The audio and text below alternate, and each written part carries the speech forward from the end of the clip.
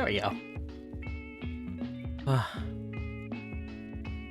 might be a bit too loud. Let's turn it down a bit. There we go. Alright. Well, hello. Hey guys. What's up? How's it going?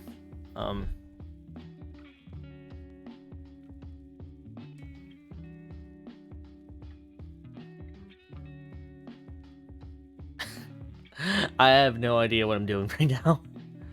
But, yeah. Hello. If you guys tuned in to the Monster Hunter stream earlier, thank you for doing so. And it's nice to see you again.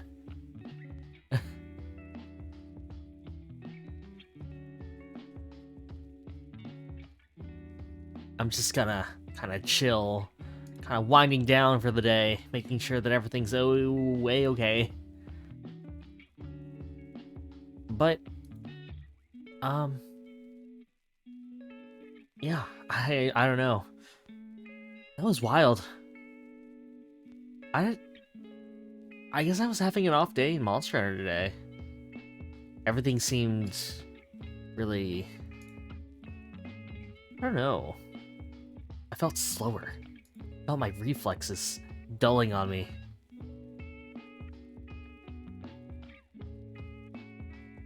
But, we all have off days. So maybe next time I should probably get some practice in before then.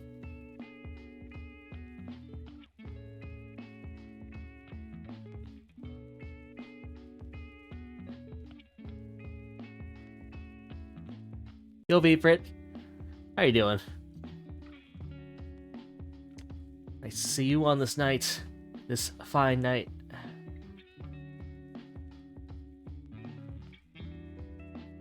Just kind of hanging out right now. Hi there, Blue Dragon. How you doing? I hope you're having a good night, the both of you. I'm Sorencaster. You can just call me Soren. But I'm just kind of talking here. Just trying to, I don't know, trying to wind down. Could use that right now. Not that anything bad happened. You speak Spanish? That's cool. I could try to. You can talk in your native tongue if you want. I can translate things. Not personally. Oh, in English too? Okay, that's fine. Never mind. Sorry. Whichever one is more natural for you. Whichever one you find easier. By all means. So what's my plan for the next week? Oh my god. Honestly, I don't know at this point. Like, I want to get Pokemon Legends done. Why am I really small? Hold on. There we go. There we go. I want to get Pokemon Legends done. Because technically I am borrowing this game from my brother. And I think he wants it back at some point. But I also want to, like, spend some time in it.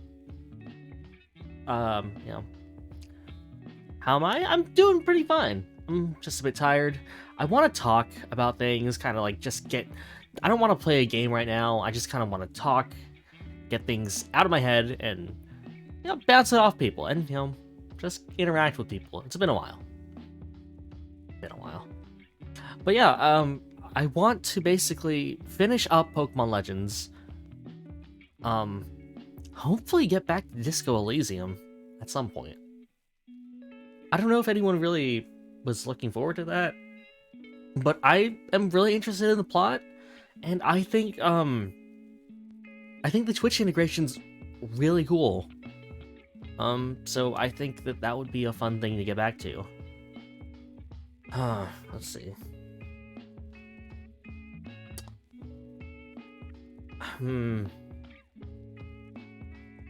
Apex? Right, there is a new season of that. Oh, I'm so out of practice. I don't know. Like, I think I'll need to warm up a bit. before I get back into it for real. Like, I still haven't actually gone into ranked, so that might be a fun little experiment. But at the same time, playing competitive games on Twitch kind of freaks me out a little. So part of me wants to get into that, and also play Smash Brothers, like something competitive. But I've never done that on Twitch, and judging by how many people you play Kite, Apex, I don't know if Kite's into first-person shooters. I could ask him, but I don't know. Huh.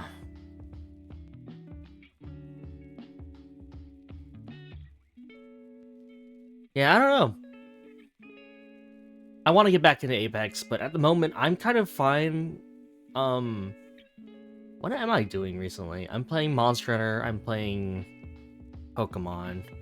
I guess I'm kind of in like a monster mood right now, you could say. Just kind of like taking games at my own pace. There is some tension in Monster Hunter, but it's like a familiar tension, you know? Like, I'm not terrified, I'm more so on edge. But as for other games...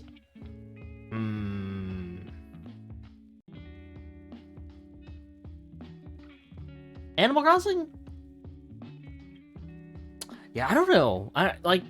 The thing about Animal Crossing, and I mentioned this on other streams, I think, is that that's kind of like my meditation game, aside from Monster Hunter, which I say is my meditation game, but I'm just kind of, I'm not really serious about that. I'm just kind of like I mean, I do play it whenever I want to just zone out. You heard the community is big in Animal Crossing? It is, but I'm hesitant about turning something that I love to play, like, on my off time into, like, what would essentially be my... It's not my job. This isn't my job. But, you know, something I do for the sake of it. Like, something I do to basically pretend like I'm working.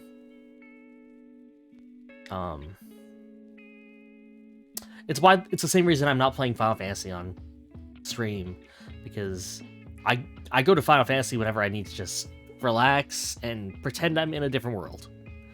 And I have a lot of good memories in Final Fantasy that I want to keep kind of away from my streaming life. It's not really anything to do with, like, this is stressful so much as just, like, separate work and play, or, you know, quote-unquote work, you know? I guess I am treating this kind of like a job. I am trying to learn the ropes of streaming, and I think we're getting there.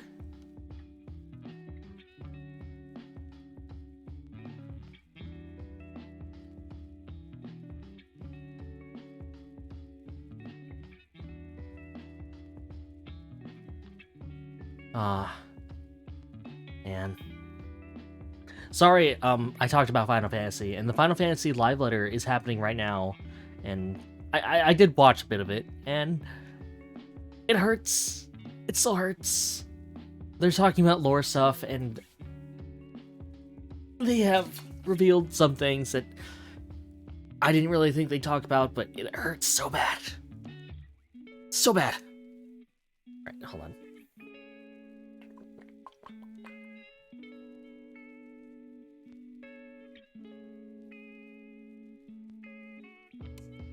Sorry. Drinking water.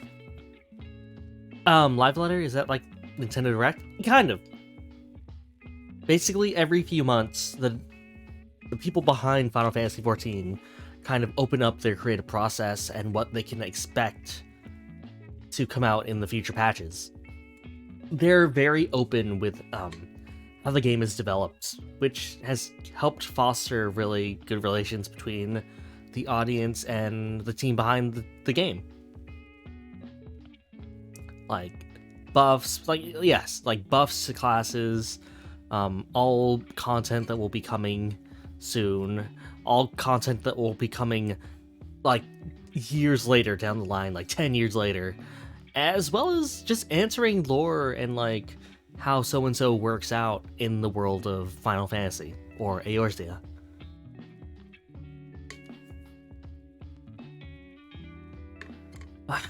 I've been playing this game for years.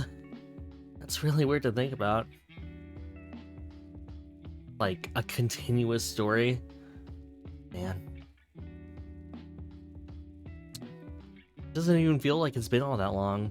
But yeah. I've been playing since like 7 years ago? Maybe 8? A lot has happened since then. Both in-game and out. So it's kind of like my my rock. Like a constant in a world of variables that I can always come back to. You know, sometimes it's a hardcore rating, other times it is like decorating my house. It kind of depends what I'm in for, but I think that that's kind of a cool thing for a game to be. Just a world that you can always return to. Let me turn up the music a bit. It might be a bit low. There we go. Do I like MMOs in general, or just Final Fantasy XIV? Okay, so I think the thing I've realized is that I can't really do multiple MMOs once. I know that Lost Ark is getting real popular lately, and it's barely an MMO, really. Like, I don't mean that to be degradatory. More so, it is a Diablo-esque adventure game, kind of with an MMO template. But I think, okay, so like, whenever I see a lot of people shilling out their MMO, like, you should play this, you should play that, especially with Final Fantasy XIV, I always find it hard to kind of support that practice, because it's like, an MMO is so heavily reliant on your nostalgia, which is like a weird thing to say for a game that is kind of like standalone. Like, you don't need to have played other Final Fantasy games to understand Final Fantasy XIV. But I feel like most people get into MMOs kind of just on a whim, and then all of a sudden, oh, I tried playing this MMO, and now I'm 100 hours in, and now I love it. And I don't know if I can actually play any other MMO after Final Fantasy XIV, because I don't have that nostalgia for anything else. And building it up again, I'm just gonna always think of this game, you know?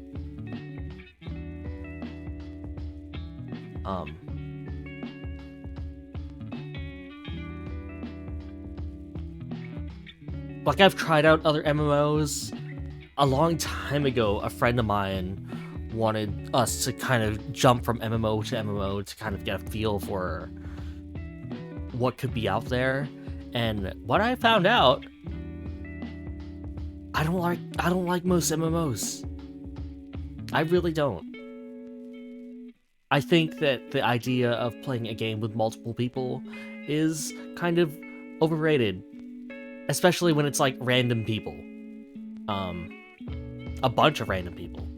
The more people you add to a group, the more insignificant each person feels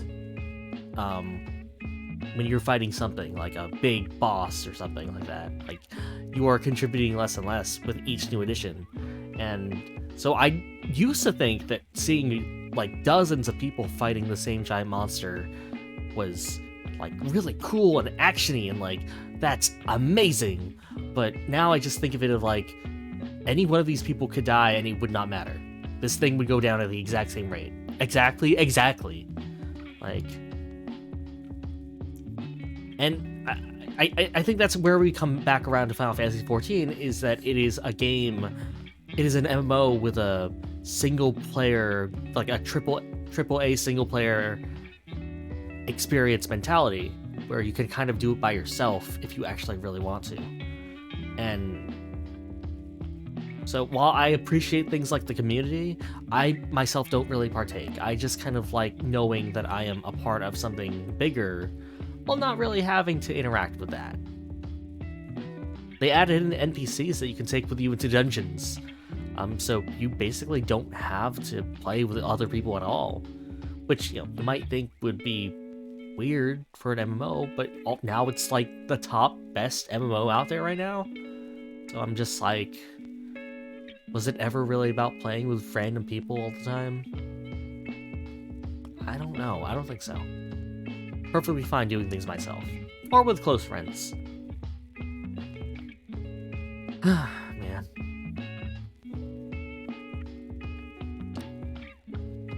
Oh, PSO2, yeah. I did play a little of that. I did like what I played of it, but I've just never really gone back. It's completely free to play, but I don't know. I don't know why I never got back. Oh, right, I know why. Because New Genesis came out.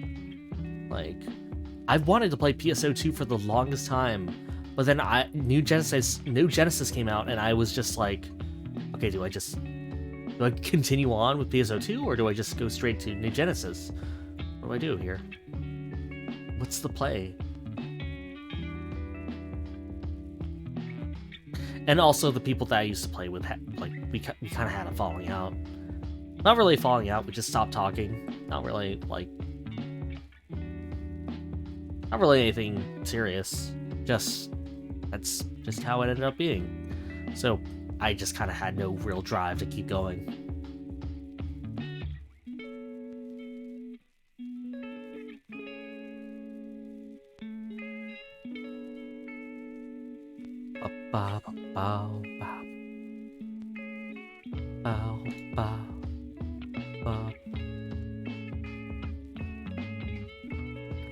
The most you talked in an MMO was in a guild. That's good. Did you feel like you were part of it, I guess?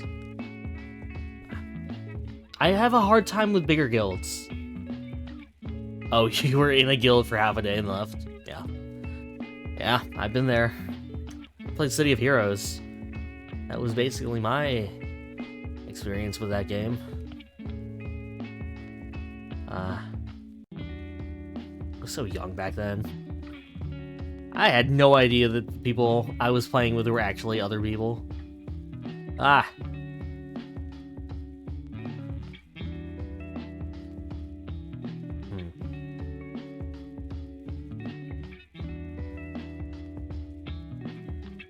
Okay. Let's see. Not any games you're gonna stick to? Like for streaming or just in general? For streaming, gotta keep going with Pokemon Legends. I do want to play a few demos just to see if I like them. Monster Hunter Stories 2, I have the demo for that. I also have the demo for that Yoko Taro card game. I don't remember what its name is. Like a mainstay game in my streaming gig. Honestly, I'm probably gonna keep playing Monster Hunter. That's always gonna be a game I can go back to without any real problems. Aside from lack of warming up.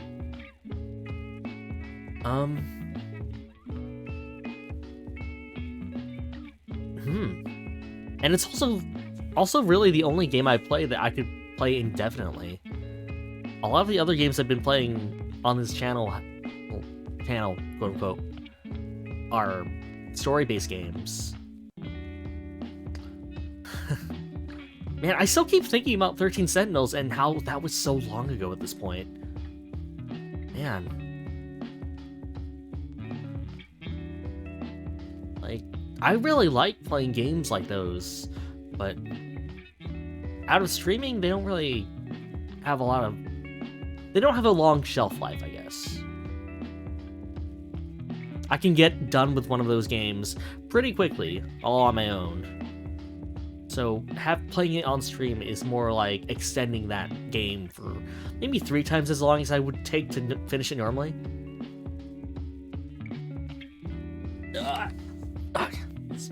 Stretching. Okay.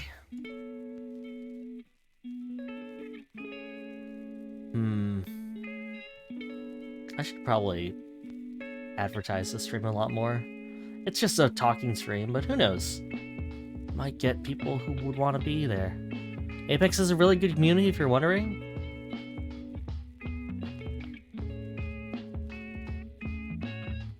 Yeah, I guess I wouldn't mind playing it for VTubers, you mean? Oh yeah. Yeah, definitely. Definitely. It does. It definitely...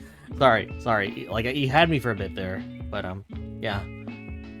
Yeah, I'm aware of the big VTuber scene for Apex. I just, I want to get better at it. Because I feel like I would feel nervous if in collabs I was just straight up bad, you know? Like, I want to kind of find my place in that game.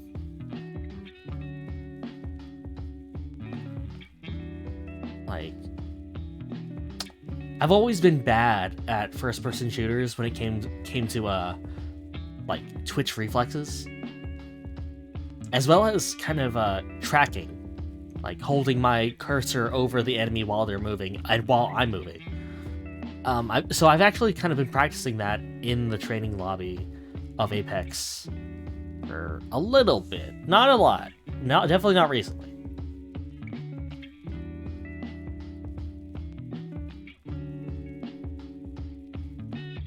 Hold on. I'm gonna post this channel in a thing again, just to see if I can talk to people, or if anyone was like wanting to just talk to someone random for a bit. I don't know. I've always been bad at advertising myself. Still am.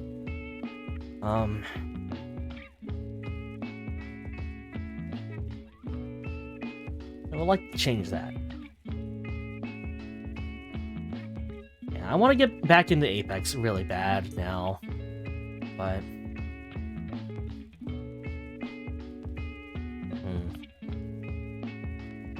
I don't really know. It's gonna take a bit of getting used to again. If it's not my style, it's fine. I don't know if it's not my style so much as like I want to get, because I played Apex a bunch on this channel, and I want to get back into it, but I'm just like,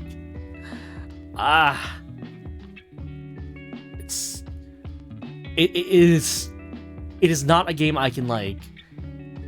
It is not a game yet that I can kind of turn my brain off.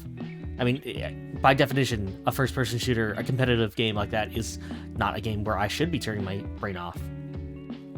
And, like, there are long amounts of time where I just don't say anything. I'm not at a Selentatsky level yet.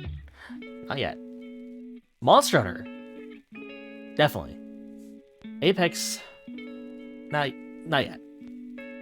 I don't think I want to try Valorant. Like, while we're talking about FPS games, I don't know if Valorant's really my style. I've never been one for Counter-Strike.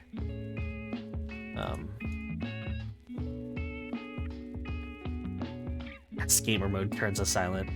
I get so nervous whenever there's silence and I'm not saying anything. I know that that's a natural part of speech, but I feel the need to, if I'm on camera, to give something.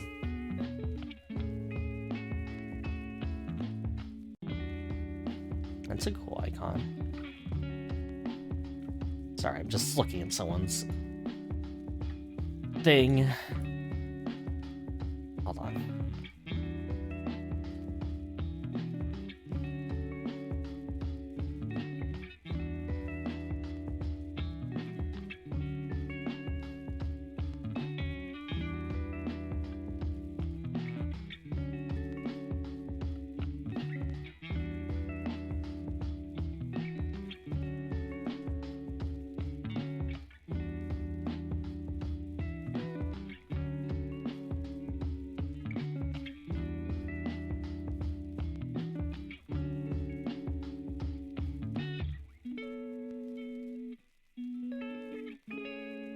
Alright.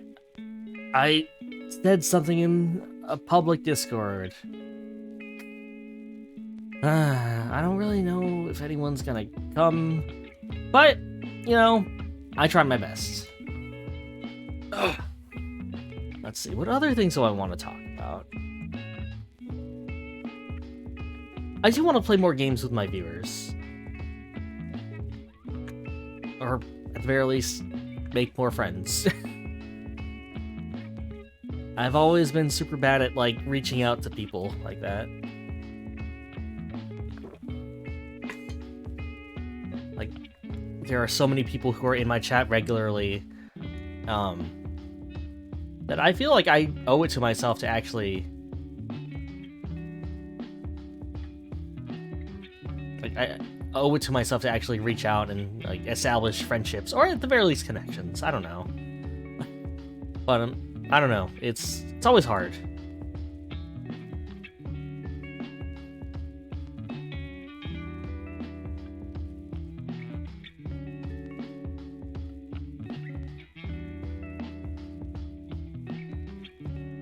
Oh, man.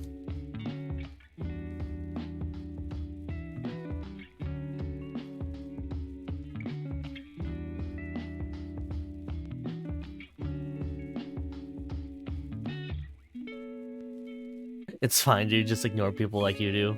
You turned out great. Like, I know I have the option to just ignore people, but I don't know. Sometimes it gets lonely. And I do want to have more collabs. I just don't know what of. Like, I don't do well in big groups. Like, well, I mean, it's not like I completely, like, freak out or anything. I just don't really say anything or really add much to the conversations. So I just feel like, oh, I guess this kind of goes back to the MMO thing of the more people there are, the less each one contributes. Or how it actually goes is one person contributes a lot, and the other people just kind of nod.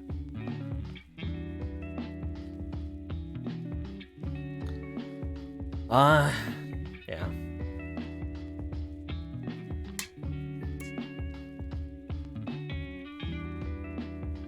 Like I said before, whenever I think about talking to other VTubers and stuff like that, I always feel like weird, because it could come across as I just want to talk to you to merge our audiences so I may have a bigger fan base, and like, I don't know. I just want to talk. I just want to be friendly, and I don't know. Like, I'm always afraid of how me reaching out would appear, you know?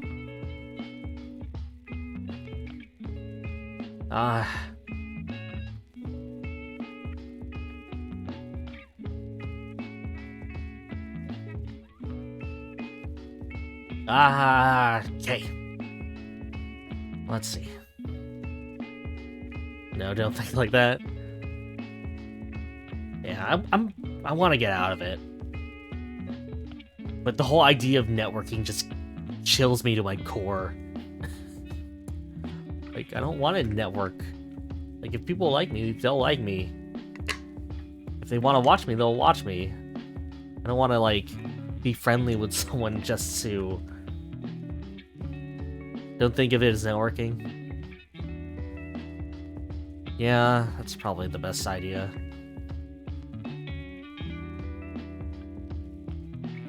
That's to say, not to say that networking is bad by any means. I'm just not good at it, and I don't like it. For myself. I get the reasons behind it, and I know that that's kind of essential to developing a career, making connections, so on and so forth. That's, you know. Kids in the playground never thought of networking with yes, okay. That's a way better way of having me look at it. You're right. Thank you, Fee, for it. Wow. I guess you're right.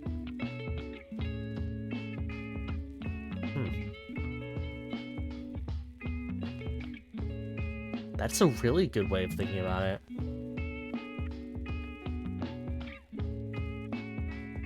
You never talk to others? Dude, big same.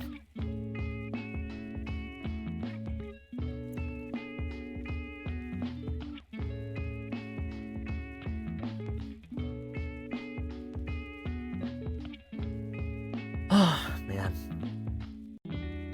I feel like being a VTuber is kind of like going back to school, right? And I don't really know how to really make those connections anymore, because it's been ages since I've had to actually talk to someone new. Like, it's a little scary, I'll admit. Suddenly the internet is the internet I grew up with again, of one full of strangers and, you know, people I don't really know anymore. And, you know, not that I'm taking risk every time I, like, shake hands with someone, but I'm back to not knowing people.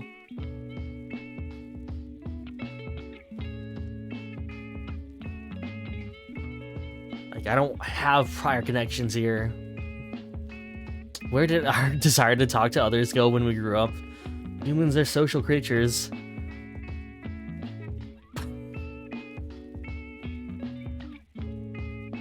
But you know, if you hammer a nail the wrong way multiple times, it's gonna get bent. Hey Mashu, what's up? Just talking about existential social crises, as always. Glad to have you.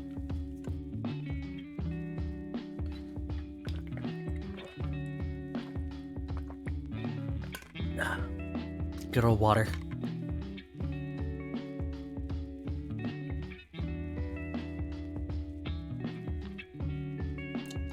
Yeah, I don't know. I don't know how I became like this.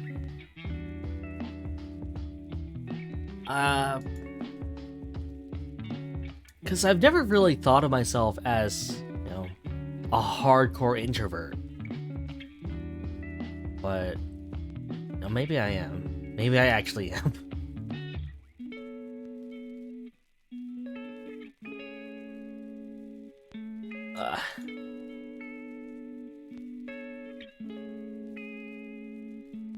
But I feel like what an introvert actually means nowadays isn't quite the same thing it used to mean, like, when we were super young.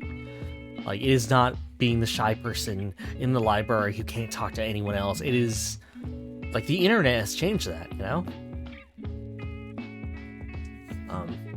Now anyone can really talk for as long as they can on stream or through text.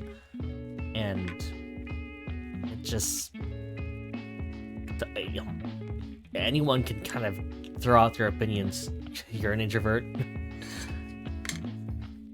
Like, I'm not saying there aren't introverts like that. I'm just saying, like, the spectrum of introvertedness is so different now.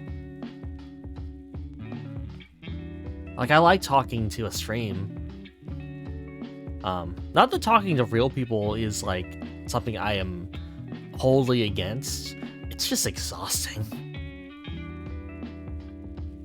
And I guess that's kind of where, like, what an introvert actually is. It's like how tolerant sounds weird, but how much energy you have that you can expend talking to other people. I think I have tweeted about this, which I don't actually know why I did, but I'm someone who can kind of go months without talking to someone. Like, literal months. Do you feel like you're slowly becoming more introverted? No shame in that. One of us. One of us. One of us.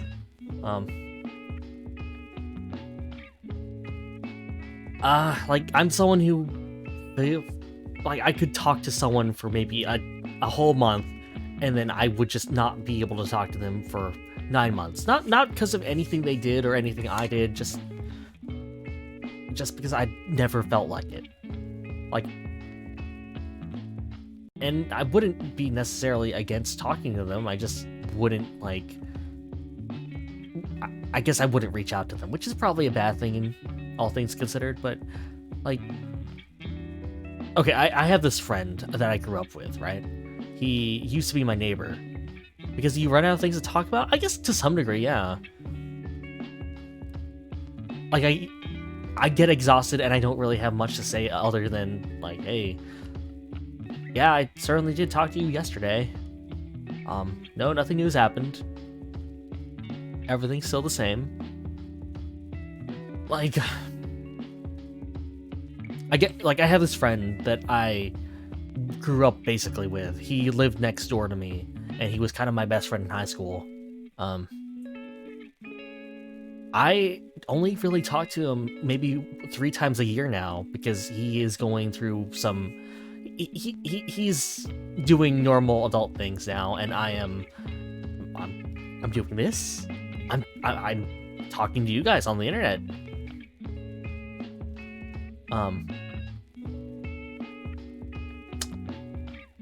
Yeah, we talk like once every 9 to 8 months, and like whenever we talk, it's always just like, hey, it's been a while, but hey, it's good to know that you're basically the same. Like, we say that to each other, basically.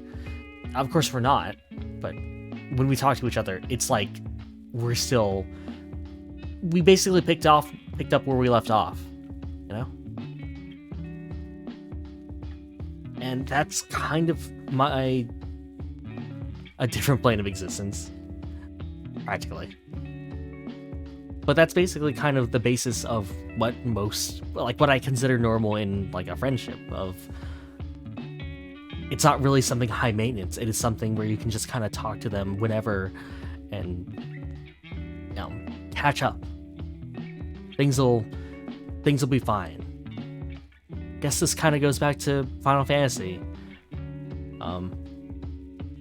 I can talk to someone and nothing will have changed. Or if something has changed, that'll be just a new thing to talk about. I don't need to keep hanging out with them to establish that we are best friends. We just are.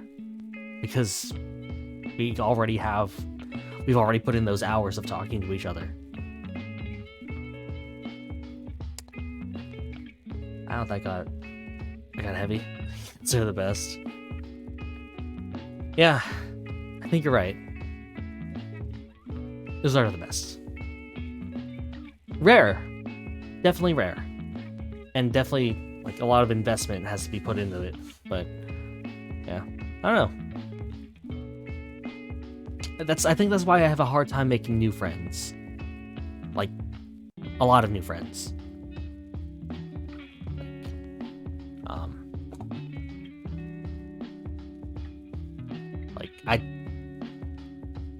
I don't know. I just have never been able to, not easy to divide attention. Yes.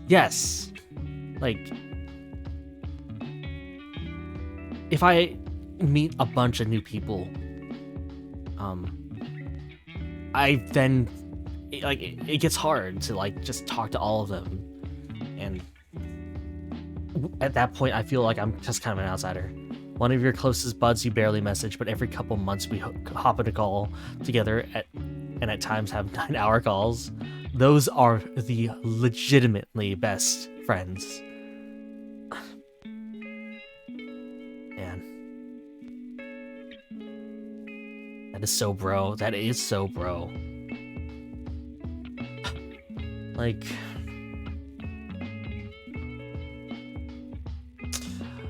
I don't know. Like, I think about it, and I only really had one, like, that was my friend in high school, right? And I knew other people. I wouldn't really call them friends so much as acquaintances. Like, and I think they do the same.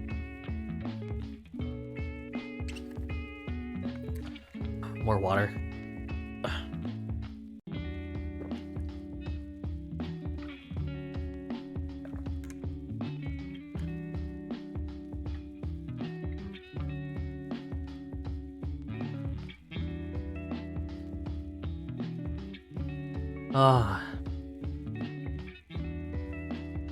This music isn't really helping, but I don't have anything else right now.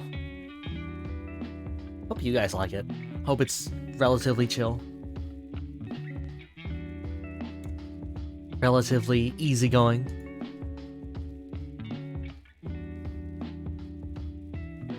Music fits the mood.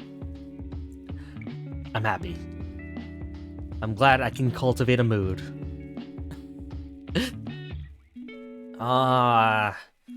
This is part of Q&A. I guess I could ask you guys some questions, or you guys could ask me questions. Either way, I could flip a coin. I don't have a coin. Damn it. No, wait. Hold on. I see one on the sidewalk.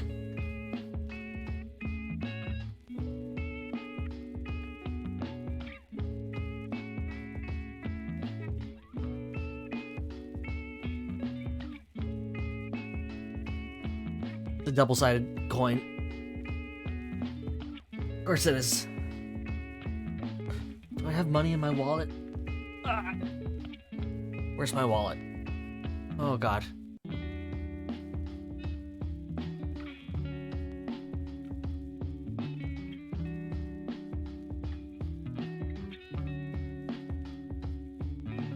I'm broke. Wait. What is this? It's a quarter. It's a quarter. Okay. Can't afford to bet. $20 if it lands on tails. It's heads. Sorry. Wait, $20 for me? Or you? Either way, it's heads. Man. Alright. What about... I'll flip the coin. If it's heads, you guys ask a question of me. Don't you dare, Mashu. I have nothing I'm gonna change out everything in my wish list right now. I don't even think I have anything. Let's see.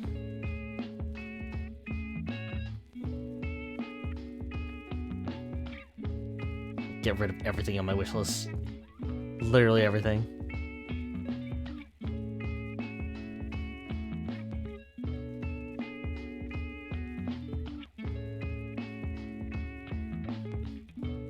Don't buy me something again. I have nothing I want here. All these things on my wish list were there like for years. Okay, Tales of Arise is new, but that's $60, and I would not want the guilt of that on my shoulders. And I've already played Umineko. I've already played it. Hades is something I can get by myself.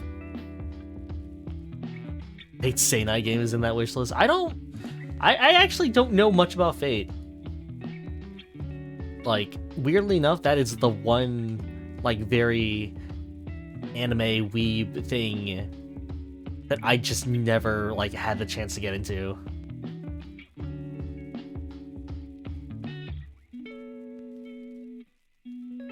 Well, there are a lot of visual novels, though. I don't even know half these games that I put on my wish list. Don't bother. You can try getting into Fate by playing Fate Go. Fate will make you too invested in ancient history. I hear that. I also hear history majors are very conflicted over it, because whenever they have to look up, like, let's say, like, Nero, Rome, it's just like, who's this voluptuous anime lady? Excuse me? Hello? I love when people not into Fate find out about Fate.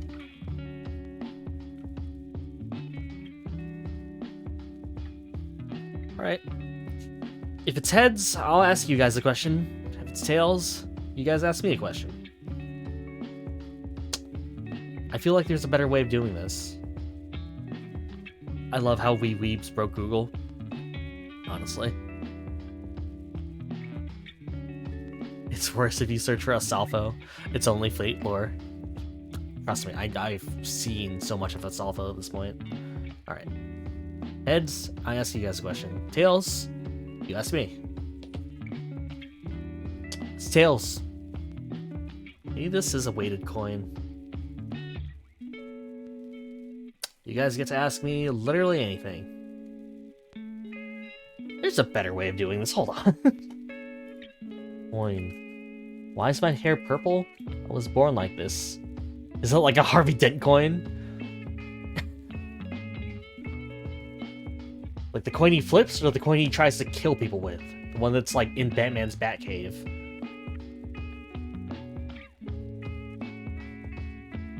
Tails again! What the hell?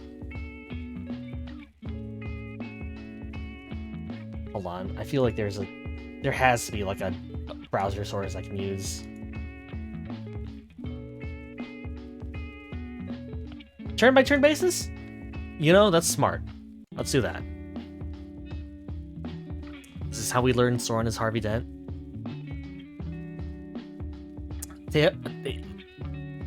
No, wait, this one was heads. Sorry. It's just dark.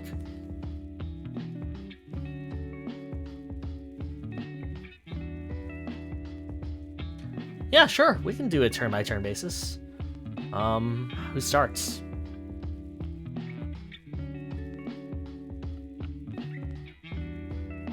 I'm completely down to just hang. I'm gonna get tired.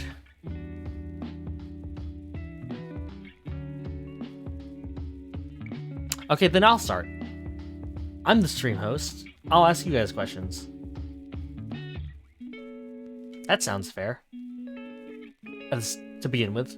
Alright. I've already asked you two in particular who your favorite VTubers are. Not really gonna get much out of that.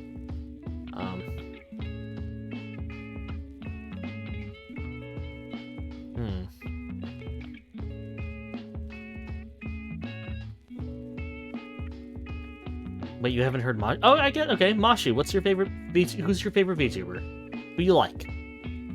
Who you been watching lately? Who do you like?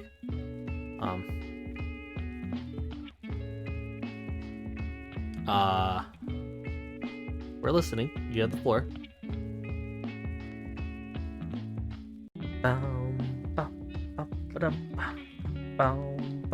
Hey, Dasai, what's up? Just having a free talk, just asking questions and getting asked questions.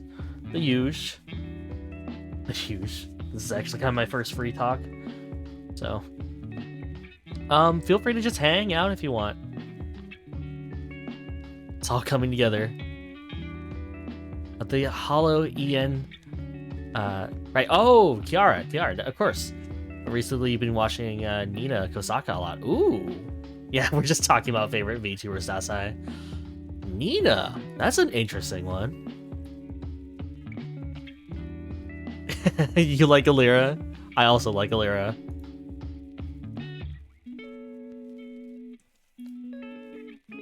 She's super fun.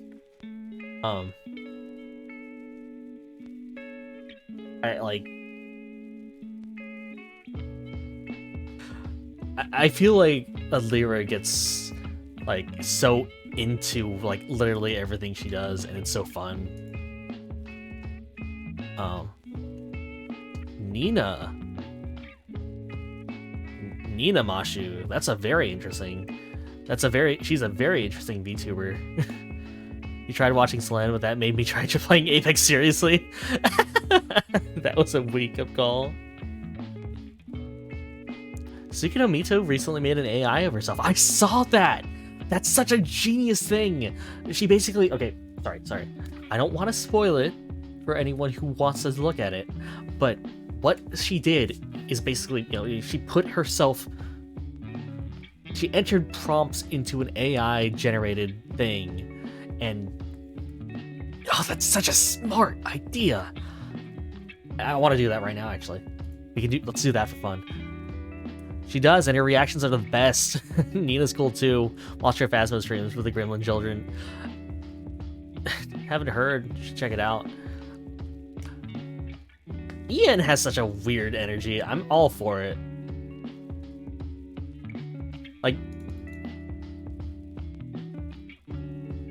Like, I think that's the fun thing about this industry, this, like, scene, is that the big companies, Hololive and Nijisanji, are, like, at this point, I feel like they're equally, I mean, maybe not equally, maybe that's a bit much, but, like, you love their Phasmo stream where Ike died.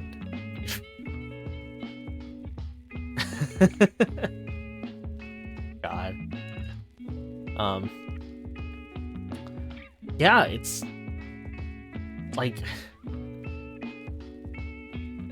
you know, I feel like you've got all your bases covered, right?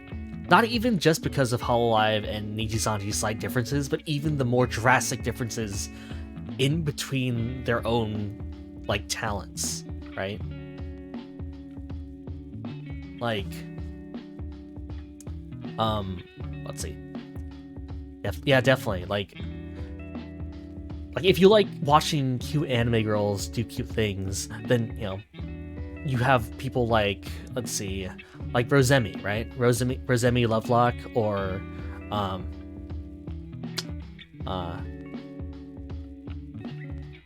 yeah, Rosemi Petra, Ame from Hollow Ian, Mume, definitely Mume. Ina's definitely there. Like, you know, or if you want, like, hardcore... Oh, Gordon, definitely. Sorry. It's not like I forgot her, but I feel like I usually put her in very different, but, like... watched Ame for the anime, stayed for the trash talking. Crony and Mume. I really like Crony.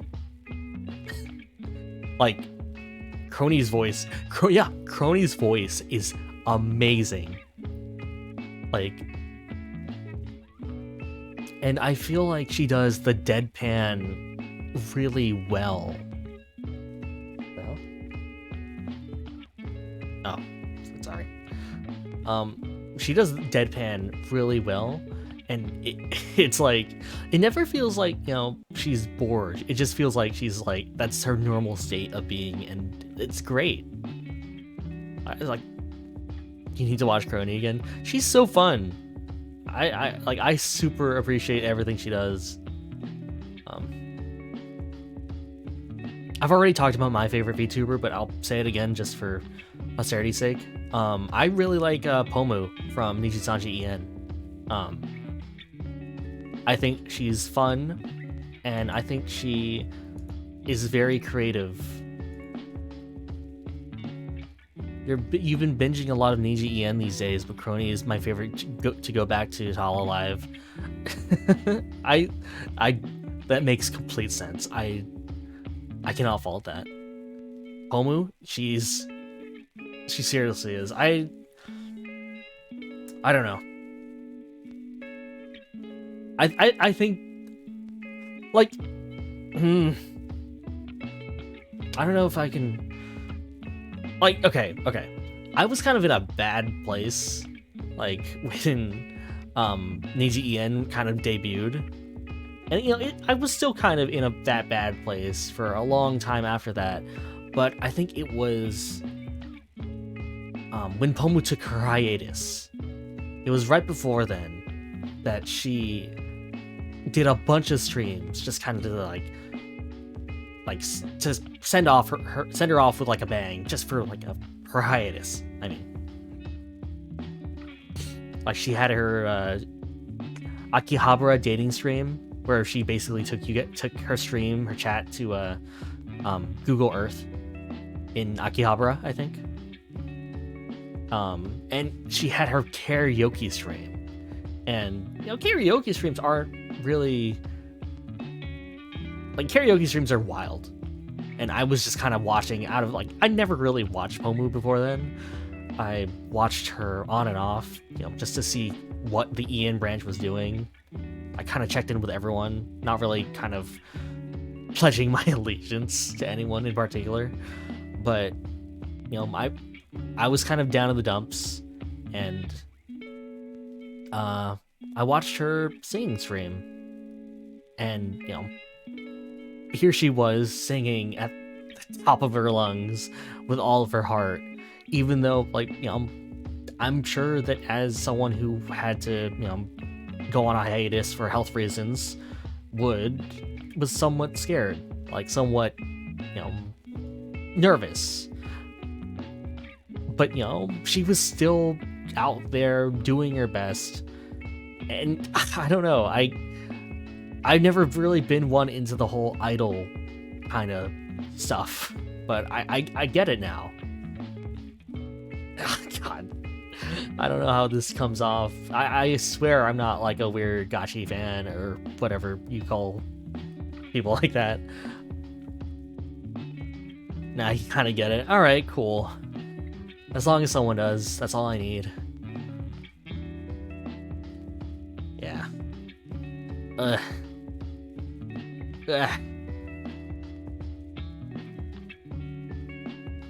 First Hollow Wave EN, dude. The first Hollow, like that, their growth is insane to me. Like, you have basically obviously there were EN VTubers before, let's not forget, but there was never really big corporate ones, right? So all of a sudden, they arrive on the scene and they're all super talented and are able to talk to a chat pretty well, without skipping a beat. And you got Callie, you got her and her rapping skills. You got Ina being able to being a pretty amazing artist.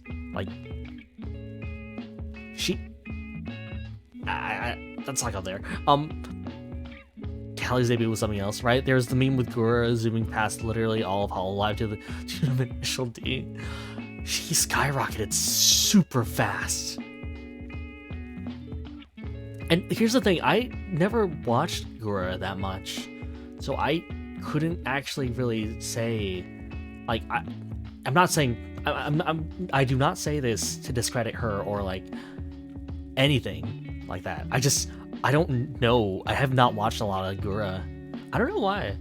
I just never did. But so I'm I would need someone to tell me, right? What is it about Gura that makes her amazing? Because I've watched a couple of her streams and she seems really, really good, but I've never delved into it.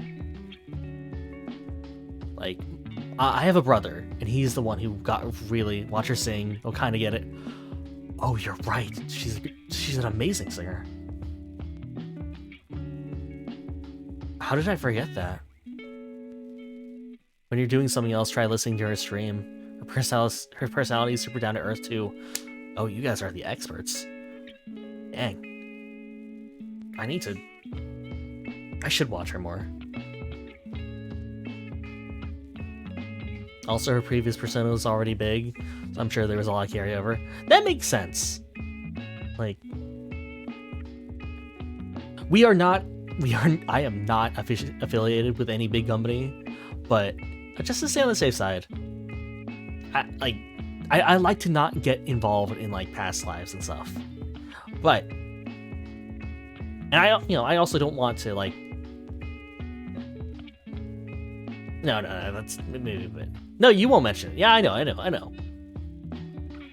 That makes sense. It makes sense. Man. That's... I need to watch more of Gura. I need to watch more of the #1 VTuber in all of the world, right? That sounds about right. I think the problem with bigger VTubers for me is that I like being part of the chat. So whenever I see a chat that is going miles a second, I always get so intimidated.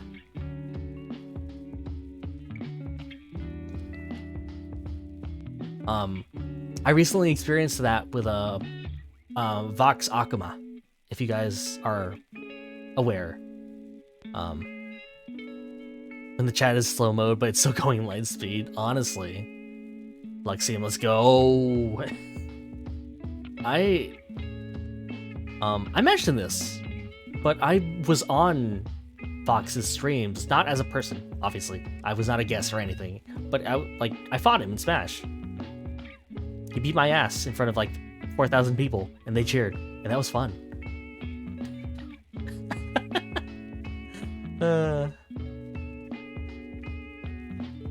I appeared on two of his streams. I don't know how I won the Smash Nintendo Online lottery, but I did, and yeah. God.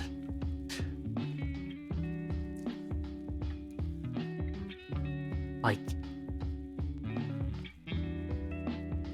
not that super RNG luck. I was playing Hero, so maybe a little.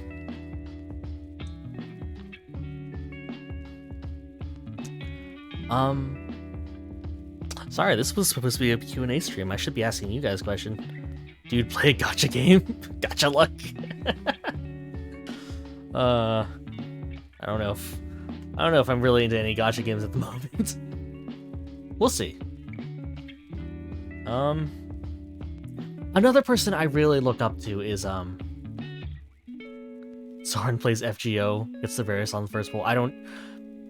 I feel like if I wanted to play, I will simp Arknights until you die. Oh man, it's been a while since I've heard about Arknights. Sorry, another VTuber I really appreciate. I just want to, before we move on, I do want to like get this out there. Is Hanamakia of Nijisanji ID. Well, yes, of ID. Weird things aside, they're of ID. Yeah, Hana's so cool because I feel like of all the livers I've watched, Hana is the one who can just kind of open up on stream, kind of set boundaries, and just kind of talk about whatever. Like, talk to the chat, talk about her role as a VTuber, as an entertainer, or just talk to herself, talk for herself, and I don't know, like, it's nice. It's nice to have someone who's that open. Or, you know, if she's not feeling well, she'll say so. Yeah, she's most laid back. Think of Niji livers you've seen. I really appreciate Hana. And it's hard to kind of, in this scene, it's really hard to just kind of be like, yeah, I really appreciate so-and-so, because, you know, people take it the wrong way and they think that you're just like oh, Mayoshi Daisuke, and it's like, no, I really appreciate a lot of the people I watch because they give me so much material to just listen to in the background and not be alone with my own thoughts. Clipping that, you know, VFrit, go ahead, go right ahead. Whenever you clip things, that's probably the most watched content that I put out. Go on. Do it. I dare you. No, but really, whenever you clip things, I feel like a lot of people actually end up seeing it. So, thank you so much. VTuber side of things is only one part of the equation. The other part is clippers. Let me ask you guys a question now.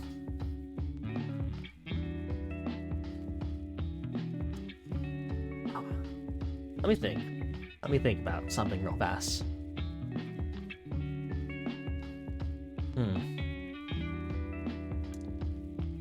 No, wait. No, I did ask you guys a question. I did ask you guys about your favorite VTubers. What am I talking about?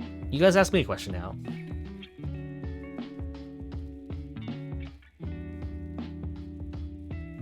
I'm an open book. I have nothing to hide.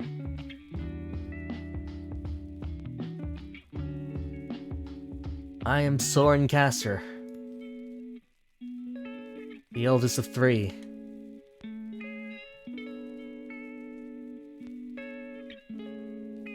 Also the shortest of 3, but you know, I've accepted that fact.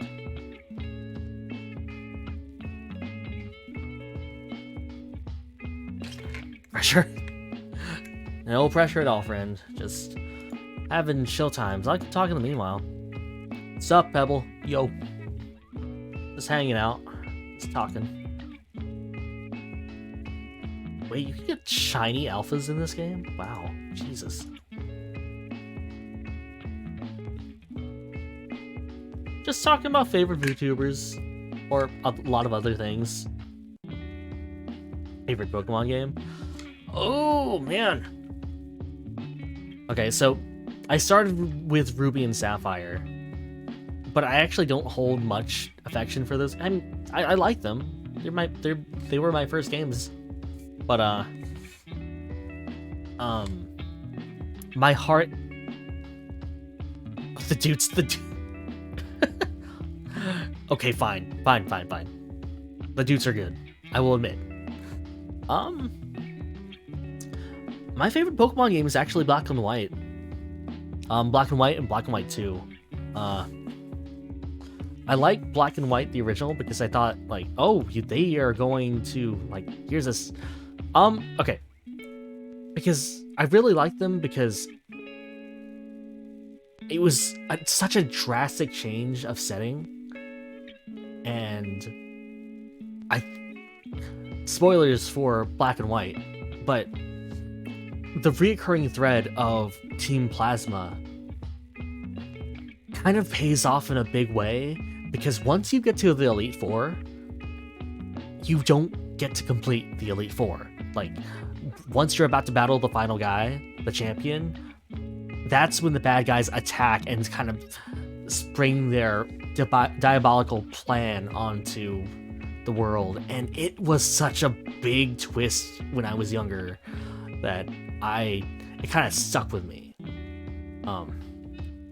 Yeah, it kind of disrupts it, and I felt angry, but I was also motivated to actually get to the bottom of this. Like, I'm not gonna hey, whatever his name was. I'm not letting you do this to me and my friends. And what I loved about it, and this was kind of portrayed in one of those anime shorts that they put out, but I don't think very particularly well. But when the evil organization attacks and you are kind of being hurled forward to fight their main bad guy, as more and more forces of Team Plasma grunts get in your way, the gym leaders that you fought come back, and they're all like, you've got a job to do, finish it, and kind of clear the way for you. And it was so cool when I was younger. Like, you guys actually mattered and can actually pull your weight. That's awesome. That sounds even cool now. I don't know, it was such a cool idea, and okay. The thing about Pokemon games is they are compared to what the series has been doing, honestly. But then I take a step back and I'm thinking to myself, Pokemon has a weird job in terms of video games, right? It is supposed to be a child-friendly game, but that can also be enjoyed by adults. It is a JRPG by nature, but it is a JRPG with an esports scene, essentially.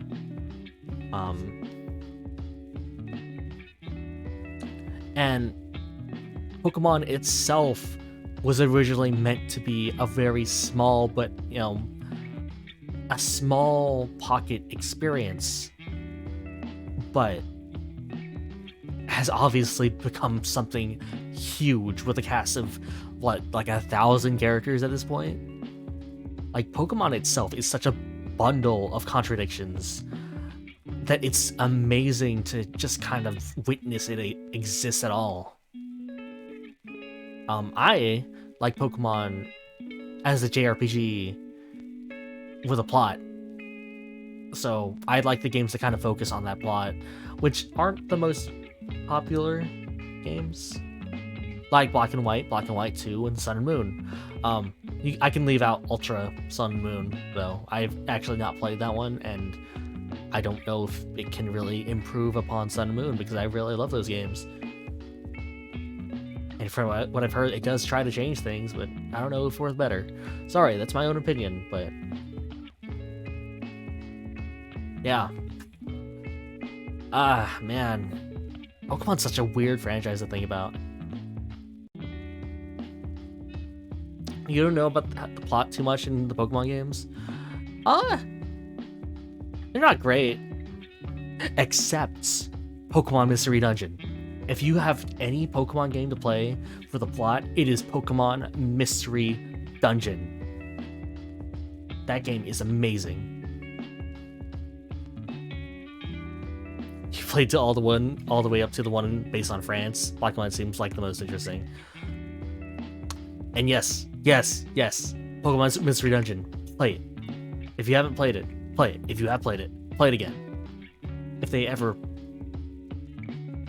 like re-release the second one onto something. And you played the first one. The first one is like, it's really good. Like, I hype up the second one a lot. First one is no slouch. Gengar is like my favorite Pokemon now.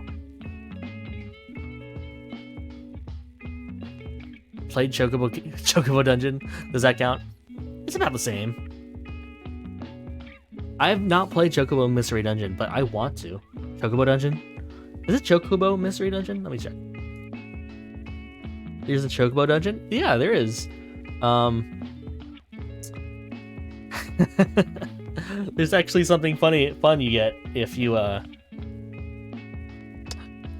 yeah, Chocobo Dungeon actually is Dasai, if you've done the Omega storyline, that's where that Chocobo model is from. The Alpha. He is from the Chocobo series. Yeah. On the PS4 version of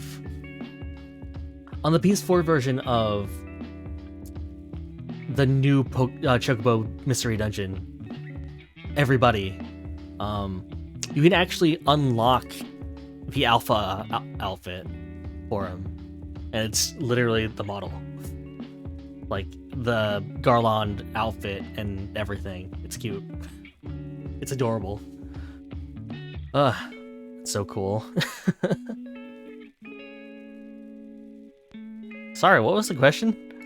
Right. Yeah, that would be my favorite Pokemon game.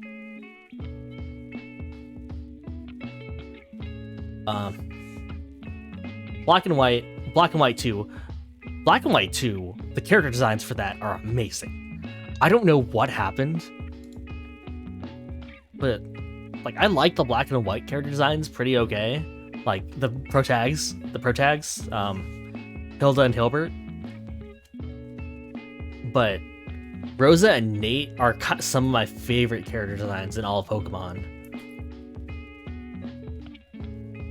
You'll need to play it eventually. You have it on emulator, just never got around to it. I don't know how they play now, but if anything, I guarantee they are like the fastest Pokemon games.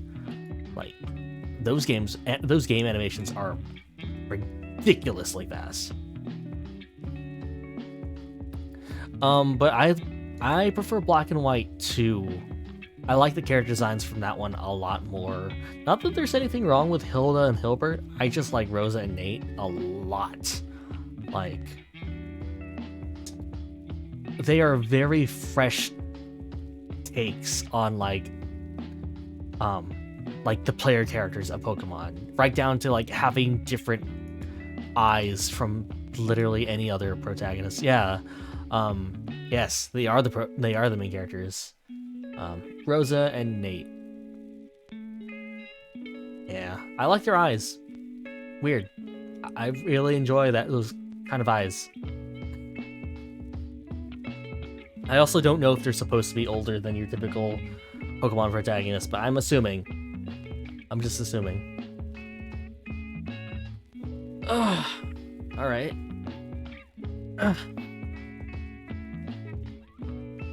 Alright, let's see. I guess it's my turn to ask you guys a question.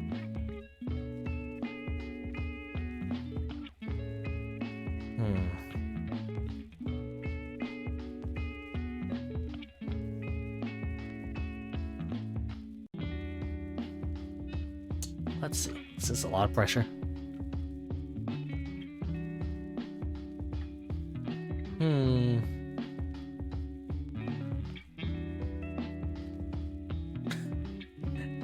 I'll find a question. I guess on the topic of reverse Uno card.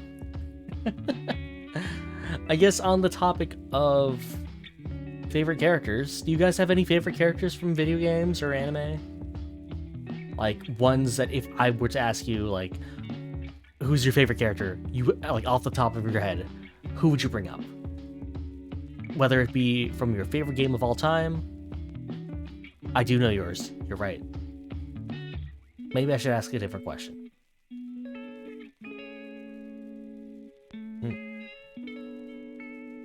Okay, what about this?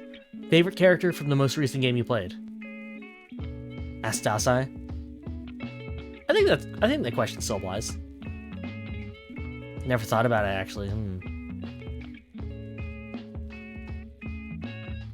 I can build time. Yeah, you need a minute? Yeah, take your time, take your time. While you do your dishes? Yeah. By all means.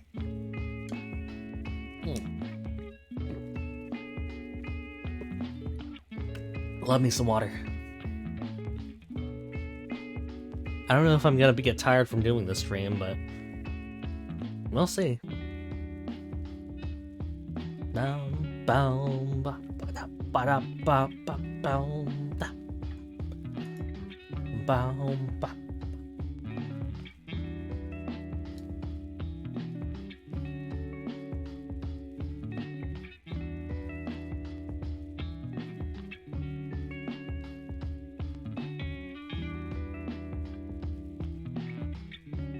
Another question, sorry. Okay, fine. Sorry, you're right. Empty stream space. Empty airing time. Bad. Alright, the new Chainsaw Massacre movie has me balding. Why? What happened? Or is it like something that happened in it, or just its existence?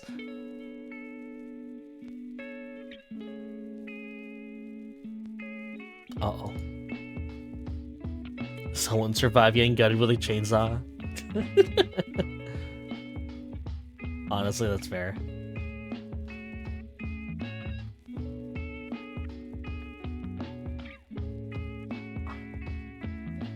Okay, here's the question then.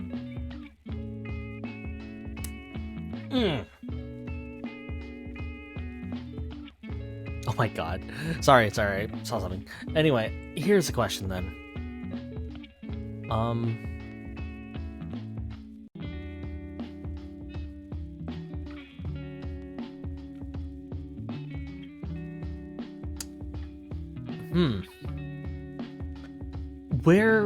What is your idea of a perfect place to maybe not live? What is your perfect idea of a landscape that you would just want to soak in? Like, let me give an example. For me, Norway Midnight Sun. All right, that is very evocative, actually. I've never actually thought about it. Anywhere with snow, you haven't seen it in person, but you wanna. I feel like these two things could intermingle. I'm assuming it snows in Norway. Ooh. Ooh, that is pretty. And it does snow in Norway.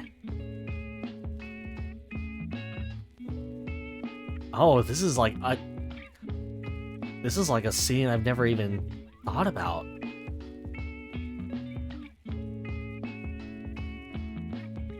That's a good pick.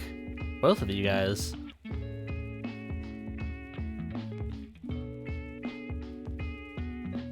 like, I was gonna say, like, I'm really into the aesthetic of like a cityscape but with a bright blue sky.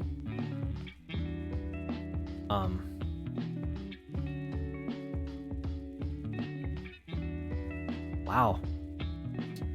You guys got me beat on this one.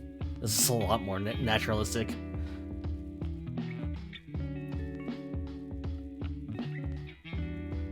Ooh, like Sydney. Yeah, I think so. Let me look. Sorry, when you say Sydney, I think of like Nemo. Yes, Sydney. Maybe a little bit of clouds. When I was younger, I played a lot. I played a lot, but never actually got past anything. But I really like the aesthetic, the look of Mirror's Edge. Like, I never got anywhere in that game, but that was the game. Like, I look at the game now and I still think it looks amazing. The original one.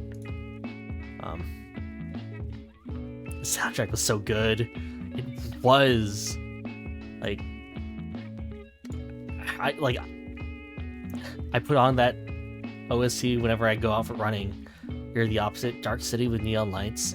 I can appreciate that too. I like that look.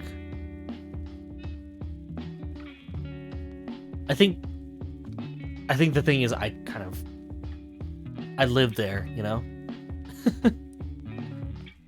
Well, not super bright neon lights, but, you know.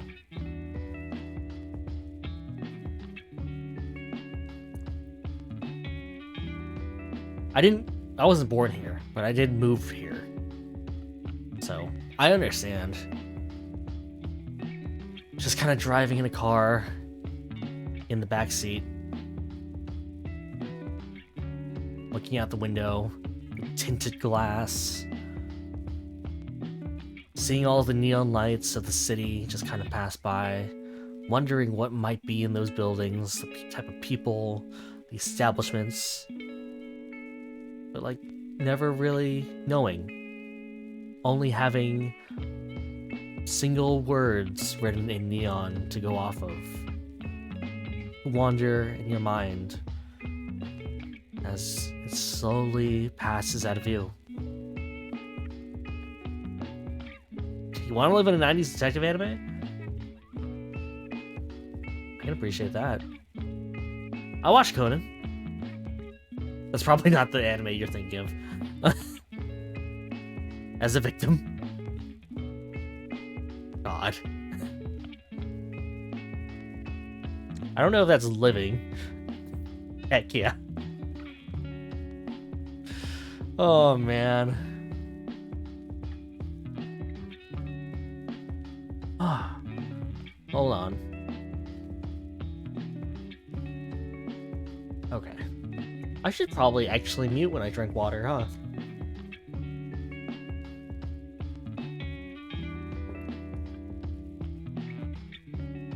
When you die, you want a 4-foot child detective to cover your case. I feel like 4 feet is maybe generous.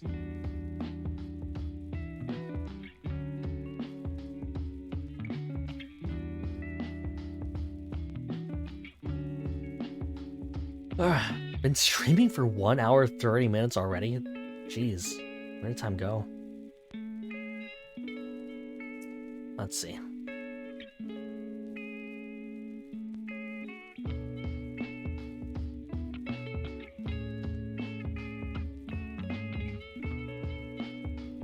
Who is streaming right now? Who is streaming that I am subscribed to?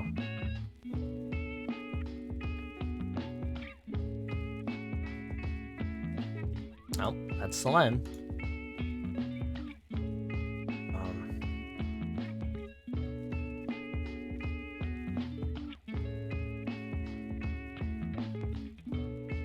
Oh, sorry, hiccups.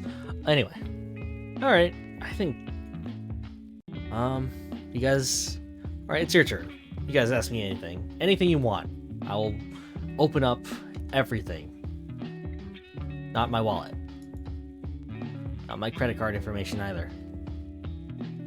Do I have a credit card?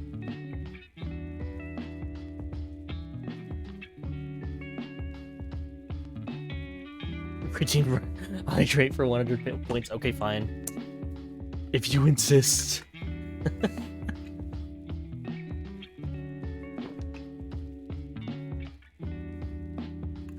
I don't normally drink water, which is why I actually want to get points. Because I am very dehydrated, and I can't take care of myself. So I want chat to do it for me. Chat gonna make me drown, honestly. Did I? Okay. I did go to the hospital a bunch of months back, actually, before I even started streaming. Because my entire family got sick with food poisoning, I think we're assuming. But it hit me really bad. Like, horribly bad. And, I went to the doctor, and I thought, welcome back to us. I'm telling you a story about when I almost kind of died, but not really. So, my entire family got sick. Everyone was, doing the usual sick things, but I was the worst out of everyone. And, we went to the doctor, and they hooked me up to, the thingy that puts water in you. I don't recall the name right now. They put water into my veins, and they're just like, yes, the IV drip, sorry. Whoops. They gave me the drip, and they were just like, we're gonna come back, you seem very dehydrated, we're gonna come back maybe after a few hours, just relax, rest, relax, and we'll get you home as soon as we can. A few hours pass, to the point where I kind of fall asleep. It's cold. Like, water is basically being put into my arm, and I am, like, freezing. Doctor comes back. He's just like, so, Soren, about sending you home, well, you're really dehydrated. Like, to the point where we're gonna need to keep you in for maybe a couple of days. I was going through those bags of IV drip, like, so fast. It was crazy. Because I don't actually drink a lot of water normally. Like, I just kind of forget. So, I stayed in that hospital for like 3 days straight. Just being, filled to the brim with water to get me back normal. Your team hydrate for 100 points. Okay.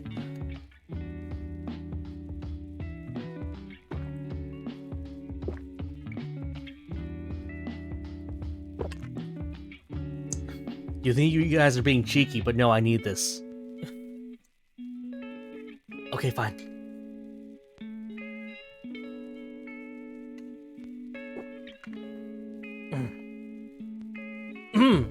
Oh wait, that went down the wrong pipe.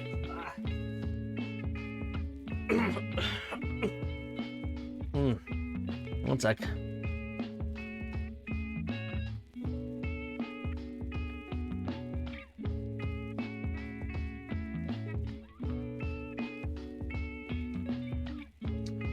Okay, I think that's good.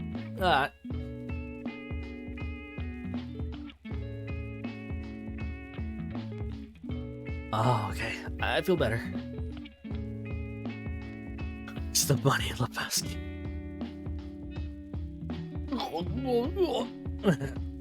Anyway. Yeah, it was scary. I was basically in that hospital for it was less a hospital, more a clinic. A health center? It's not a big thing. It was, But yeah, I was basically in the hospital for like three days, I think. They kept me in for one day, and I thought I was gonna get out the second day, but then I was told, just be rehydrated. I mean, it was a mix of being dehydrated and a lack of potassium, I believe, which is, I think, was maybe the real issue here. But I was also really dehydrated.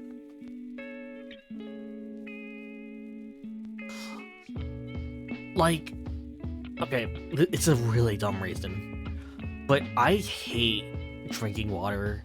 Like, drinking water. What if the doctor came back holding a banana? I would have preferred that as to the tablet they gave me, because potassium tablets taste really bad. Like, really bad.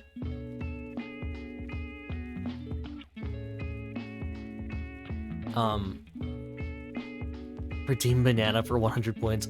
I don't have a banana right now.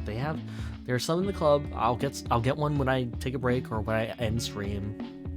So, noted. Wait, so how did you get potassium deficiency?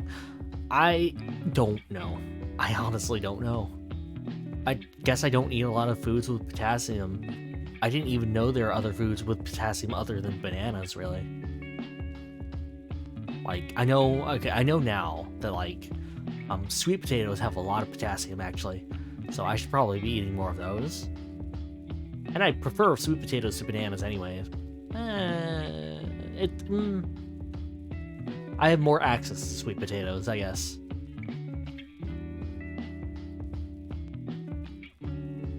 But yeah, that was my dehydration story. I really don't like drinking water when it's cold because it's a dumb thing. I know it's dumb. But when my skin is like hydrated, I feel the cold a lot more. So I'm just like, I don't want to put on more layers of clothes just to be warmer. I can just not drink water, dehydrate, and then I won't feel a thing. You can't physically eat a banana. You can't force yourself to consume it. Is it like the taste? I know some people don't like the taste of bananas, actually. Or like the texture, actually. The texture's actually probably... I can see that. It's like weirdly mushy. People hate bananas. I know a few. Oh, the stringy stuff that, like, oh, okay. Like the little bits of the peel. Yeah, I get that. Can you eat oranges? Bananas live in your head rent-free.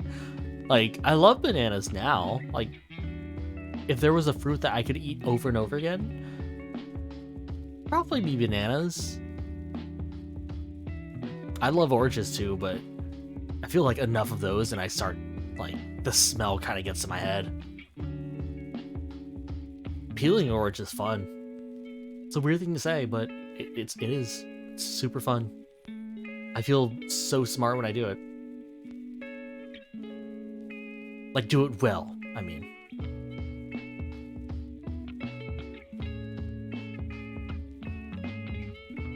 Ah, okay.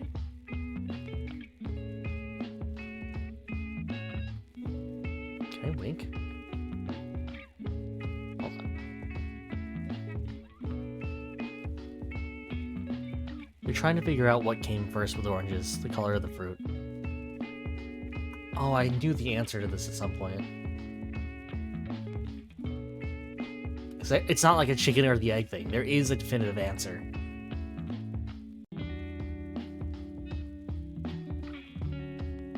There we go.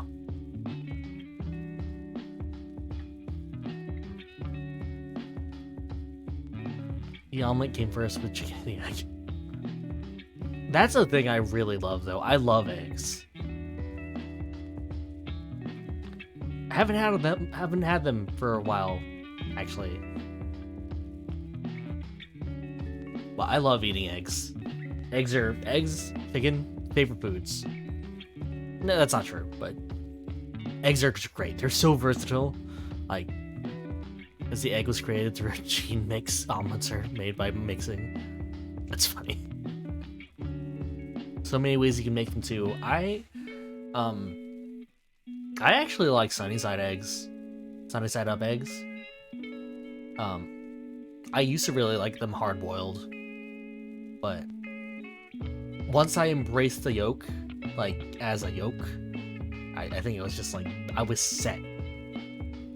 Like put that on a burger, I am down. Bad. Onside egg?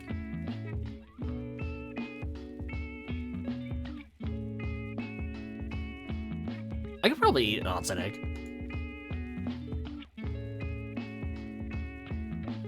Like, something about a golden yolk that just gets to me. A golden, not too gooey, but not too firm yolk. Your family taught you how to make like semi-boiled eggs. The whites are solid, but the yolk is still runny. That sounds so good. Oh my god. Soy sauce too? Mmm. That sounds like heaven.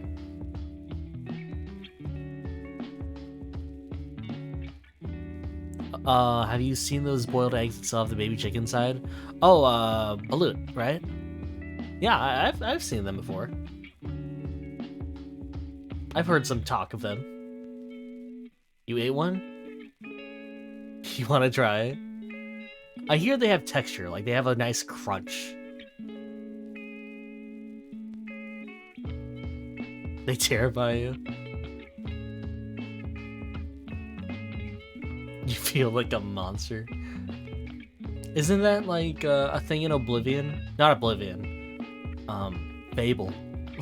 They're like, prove you're tough enough. Eat these chicks. Eat 7 chicks. Tastes like iron with chicken soup. Yeah, I can see that.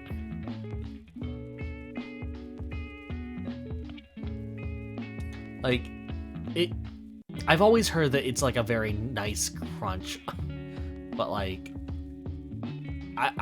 if you eat one, you basically have to eat it in the dark.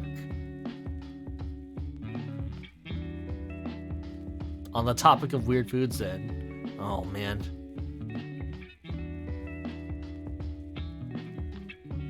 Shirako.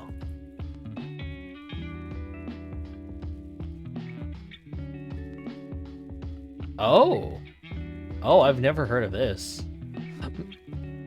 I'm gonna assume that it has to do with whether or not it looks like an animal still, right, Mashu?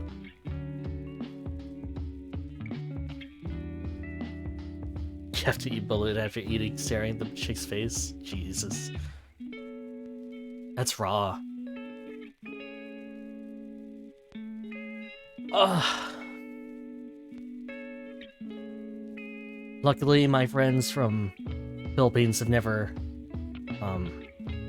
actually brought over some balut. It's always the pig. They always bring over a pig. Always the pig. Or Jollibees. Usually both.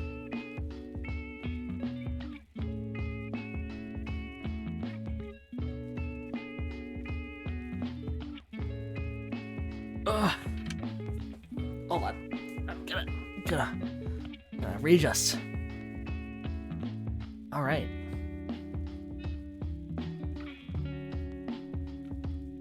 Before we get on the topic of strange foods, on the topic of Filipinos, a lot of them in Nishisanji. Like, I don't know what happened, but I feel like I blinked after after the last 4 waves, and now like there's so many people who know Tagalog, and it's so funny to me.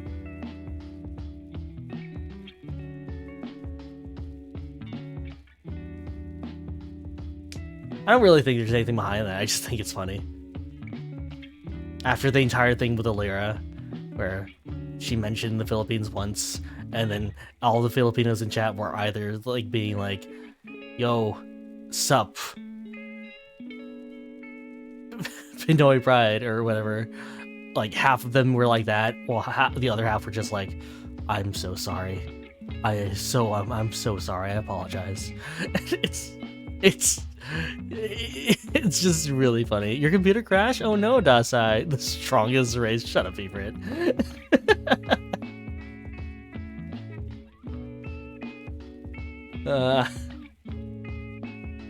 It's I find that really funny. Not your computer crashing. Not your computer crashing, Dasai. We were talking about yeah, on the topic of things like balut. Like that's not how you say that. We were just talking about like Filipino food, and then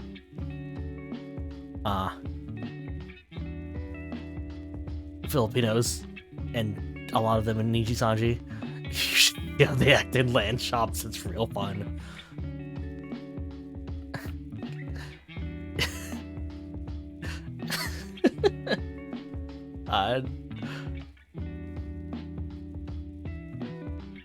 Every one of them can be a streamer, all at the same time.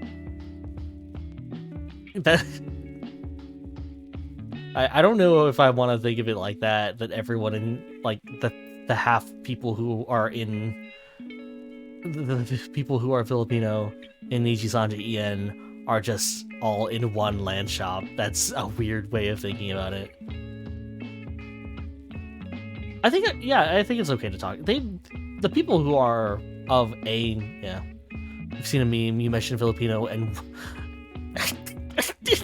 yeah, we were just talking about that.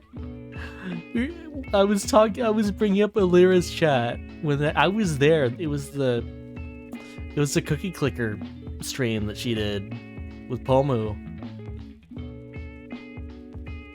and the topic of being Filipino came up, and half the chat was just like, "Hey, swag Pino," and the other half was just like, "I apologize profusely on behalf of my brethren. I apologize." It's just really funny to me.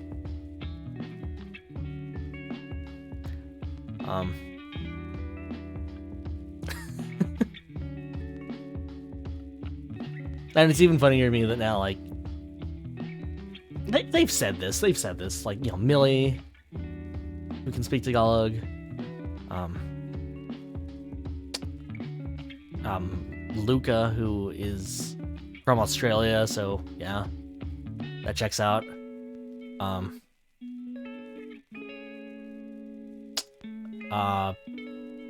Mista, who is British, which I guess is a strange outlier, but you know,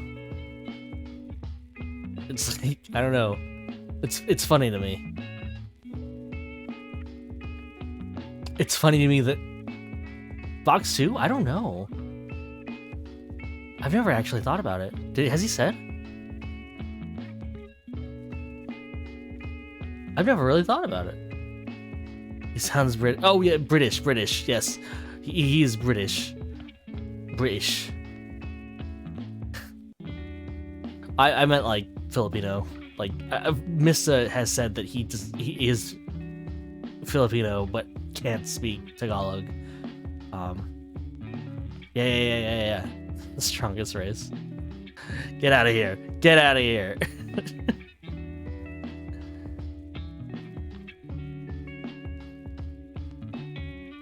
Weren't you creative about magic, Refrit?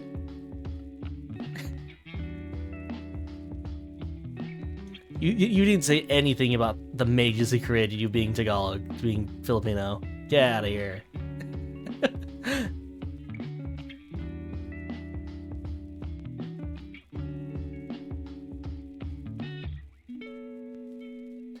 Yeah, I don't know. It's funny sometimes. Filipino mages are strong.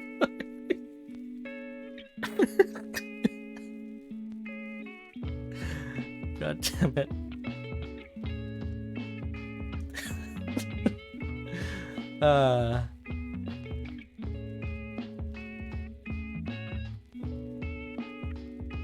Give me a bit. I'm gonna hydrate.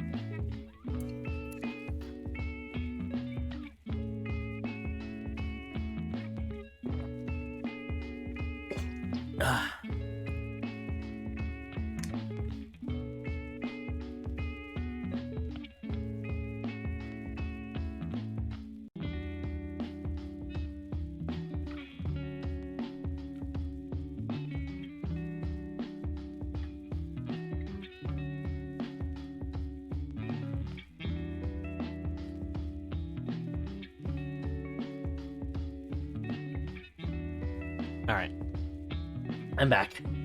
Yo, what's up? Hey guys. Sorrycaster here. Hydrated. A-okay. Sorry, it's still in the chat. I still see it. Filipino mages are struck.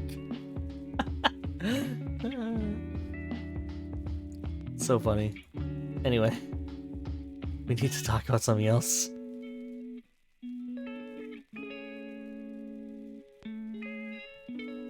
I can't just look at other people's streams and talk about it.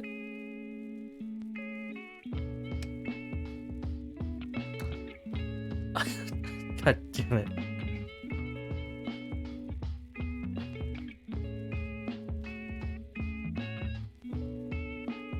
Ah, boy. Okay. I'm fine. I am composed. I am Stormcaster, and I am composed.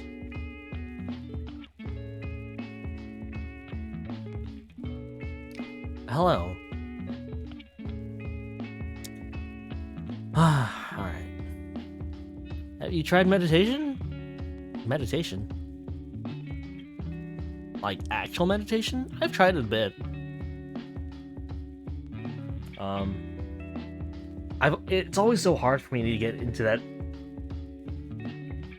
empty state of mind, but still conscious.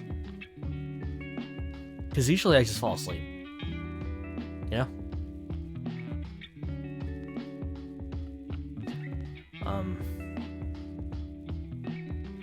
Like I would get into a relaxed pose,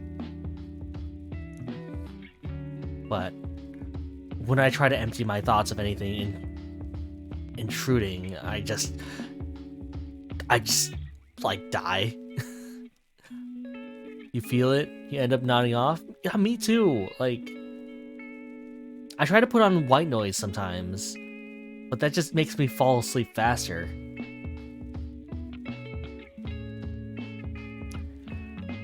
Oh. I can go on for a bit longer. Just looking at the time, I'm fine. Good for people who can, though. I want to be there. I want to get to that point where I can meditate. It seems like such a useful skill to have, and like, dude, if I could clear my thoughts without having to listen to like a 7-hour video essay on, I don't know, like Yakuza, like, I'd take it. It's easier to learn it at a Buddhist temple. I imagine those would be the experts. I don't know if I have a Buddhist temple around me. Maybe, I haven't checked. I actually haven't put in the work to find out, so, you know, forget I said that.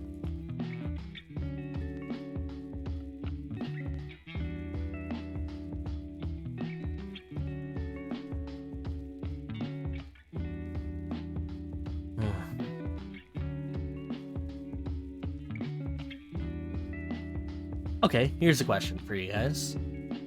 What got you into VTubers? I think I asked this to Vfrit, but who was like the first one you saw? VTuber debuts trending quick debut right now. I've actually considered re-debuting.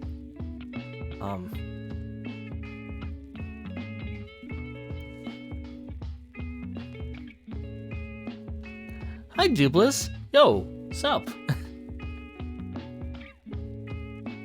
Ina was your first? That's a good first VTuber to watch. She's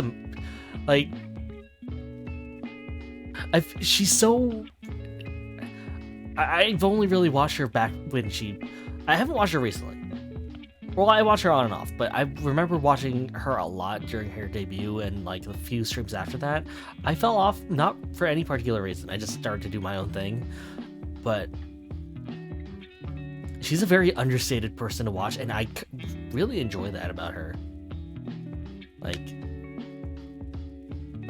she can just have streams where she just talks. Duck with a knife? Is that a duck with a knife? I guess it is. Hold on. There we go. Who needs to blink? Or wink?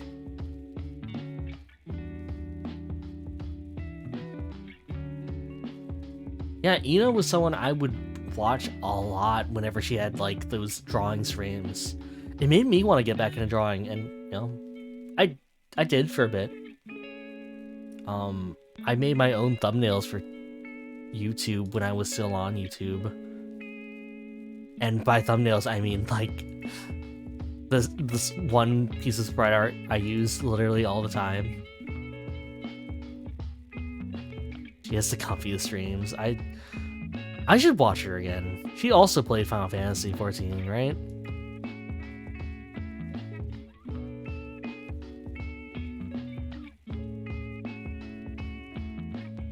Yeah, she's a really good raider. That's powerful. Tried drawing, stopped because too hard. I've been there, favorite. I've been there a lot. That's why I really like doing sprite art, pixel art, because when I do pixel art, I feel like I have so much control over how the image actually ends up looking. Not nearly enough to actually feel like good about it, but you know, I can manage.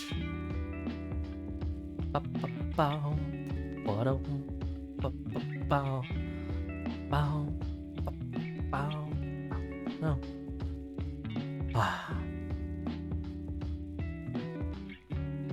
Yeah.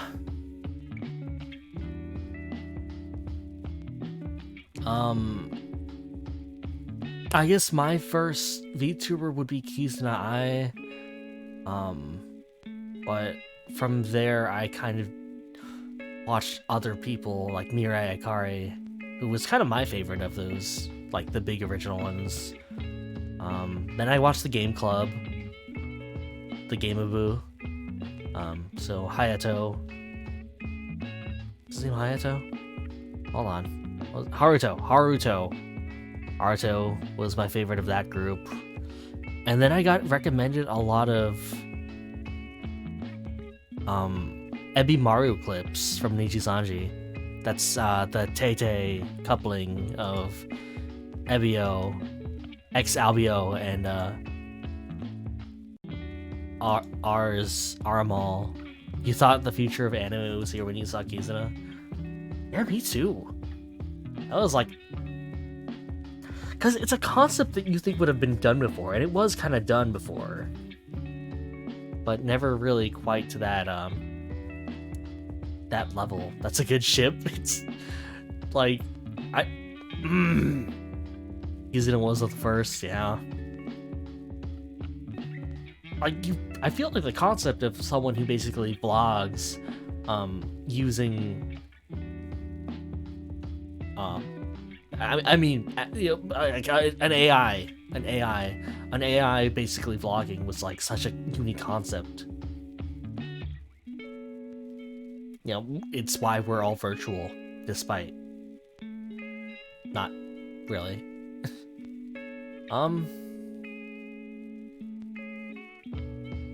Yeah, I really, like, I got a lot of... Annoying Orange was the first, and we have to live with that fact.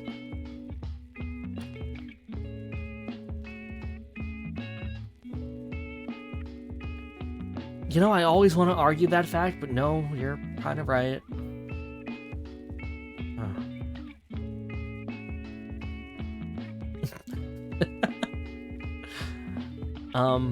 Sorry, we were talking about like re-debuting, right? Yeah, I've been considering doing that, but I'm waiting for something. I'm waiting for a chance. And depending on how things go, I don't know when that'll be a 3D model. I don't know if I need a 3D model to let you guys watch me play video games. I'm barely emotive as is.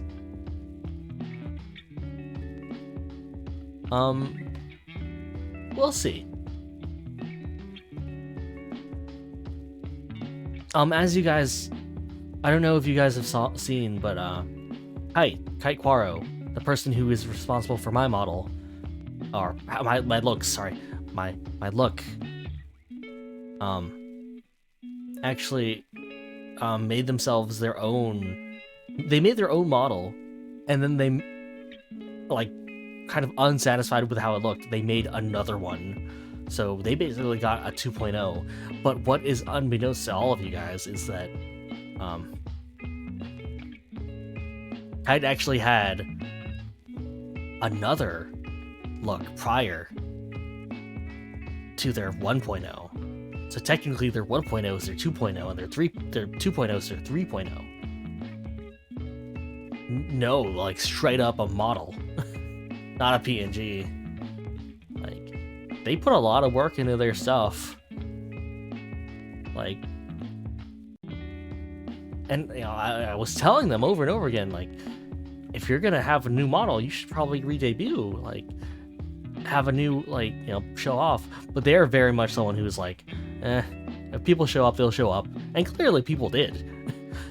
Like, people were impressed and were just like, yeah, I'll watch you, and you know, maybe they can make it work. Maybe they know something I don't.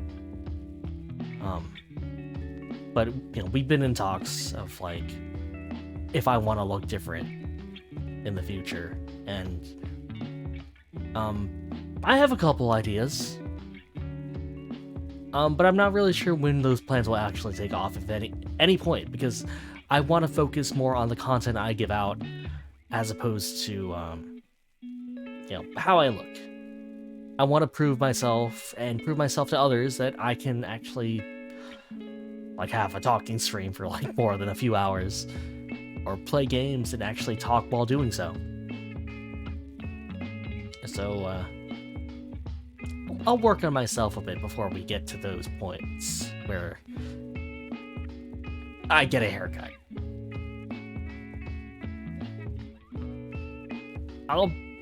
If it gets to it, I'll show you guys a little sneak peek before then, but I have something in plan. Don't worry. Whenever you think of trying to make content you freeze up on stream, oh, I've been there. I think my plan this entire time was just to keep streaming until I feel comfortable, and I feel pretty good right now, just kind of talking to you guys. Like, it's relaxing to me. Maybe it's this music, but I don't know. I finally kind of feel like I have a grasp on what I'm doing, to some degree. You think that's respectable? Thank you.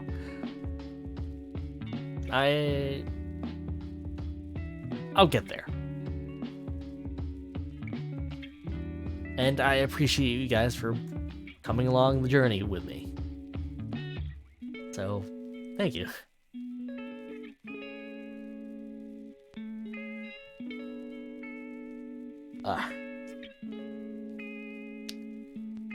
Actually, content first, then aesthetics, right? Yeah. I'm gonna be working on content. Sorry, content. But, actually, we can talk about that. For aesthetics, for if I were to get like a 2.0, what would you guys want? Like, I know some of you guys have only known me for like maybe a few weeks, but I don't know. Like, what do you guys think of me? Let me zoom out here. Tattoos? I don't know if I'm a tattoo person, Mashu. Here, let me zoom out. Full body tattoo Yakuza style. I'm not Luca.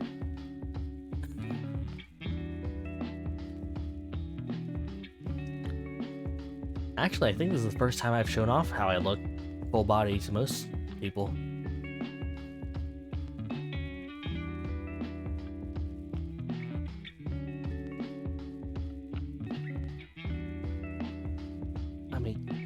Let me just...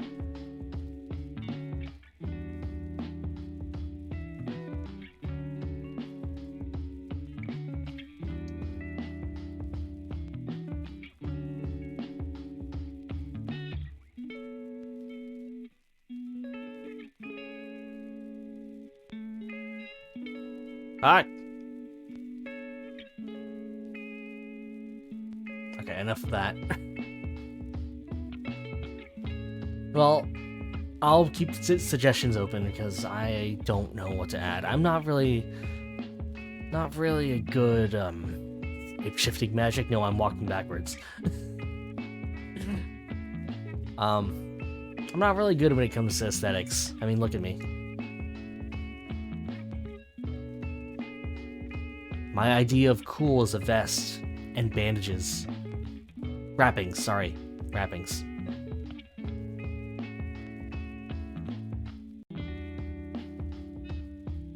I am thinking of getting a haircut, though.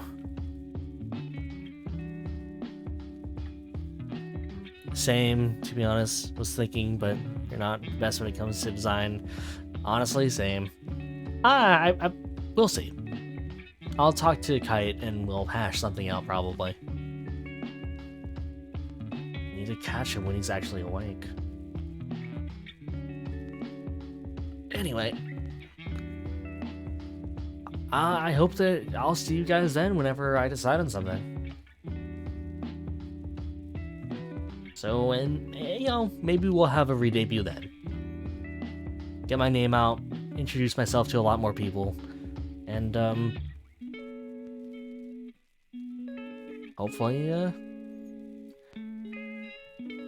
hopefully build an audience. And look at other VTuber designs you like and see what you like about them. I've been looking at that, and I don't know, like, I don't know what I'm into. I'm so indecisive. I played Xenoblade Chronicles Cross, which is a game where you can basically design a mecha, like a robot, a scale. I took so long trying to decide whether I wanted like a matte finish on my robot or a glossy one. You dusted off the Wii U yesterday just to play that, dude. I don't even know if I would consider it like a good game, but I think it's a unique game, you know.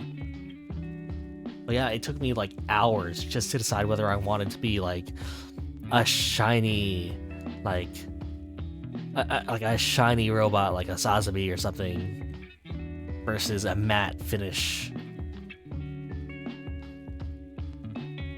I'm so indecisive. Important questions, though, honestly. Like, if I can't decide what my mech looks like, or if I can, then I'm stuck. I like a good candy coat, but a matte finish kind of gives that air of realism that you want. But then again, the mobile suits from Iron-Blooded Orphans look really cool, and they're so shiny. But the Barbados looks really cool with a coat of dust on it. A coat of dirt. Ah, god damn it. One day I'll play another robot game. That's good. One day. I know Daemon X Machina was free on that one game for the Gusion. Oh my god, the Gusion. Are you talking about like the original Big Boy? Wait, hold on. Are you talking about the original Big Boy or the Rebake? I still have no idea what it's called. Because I'm a fan of both. Yeah. Yeah. Oh, this is such a nerdy conversation right now. My favorite suit, and the one that got me into Gunpla, is... Let me get it. I can actually put this up on the stream. I can do that. I can show you guys. Hold on.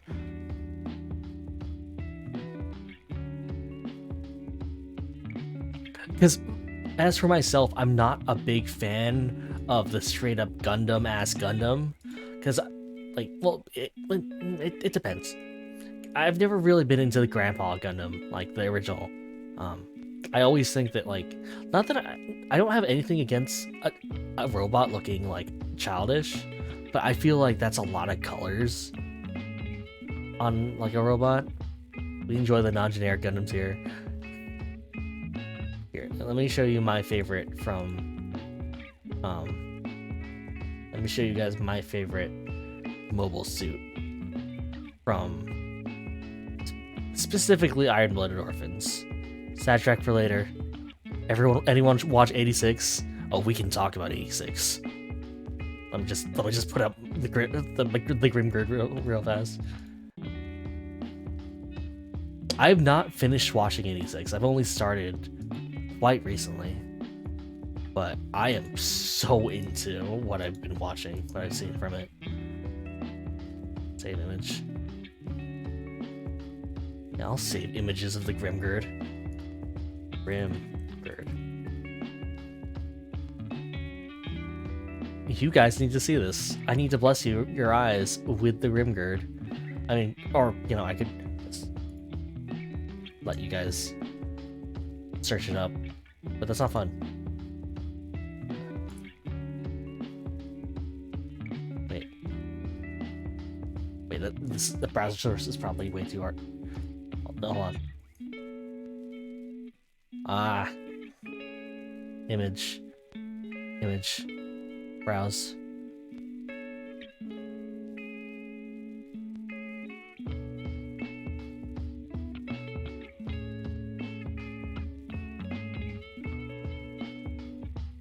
Why is it in front of me? It needs to be behind me. I'll move out of its way. This is the Grimgird. Look at it. Look how cool this thing is. This ain't no grandpa samurai ass Gundam. You built a custom with the Grimgird, but you built it with blue metal metallic paint? That's so cool. I love custom built Grimgirds. That's so sleek. It is. It's such a cool looking design. If you combine knights and robots, which is, I guess, is kind of the entire point of Iron-Blooded Orphans, I am in love. I just can't get enough of it. That aesthetic is my whole thing. If I was not a bouncer, I would have been a mecha pilot. In another life, let's say.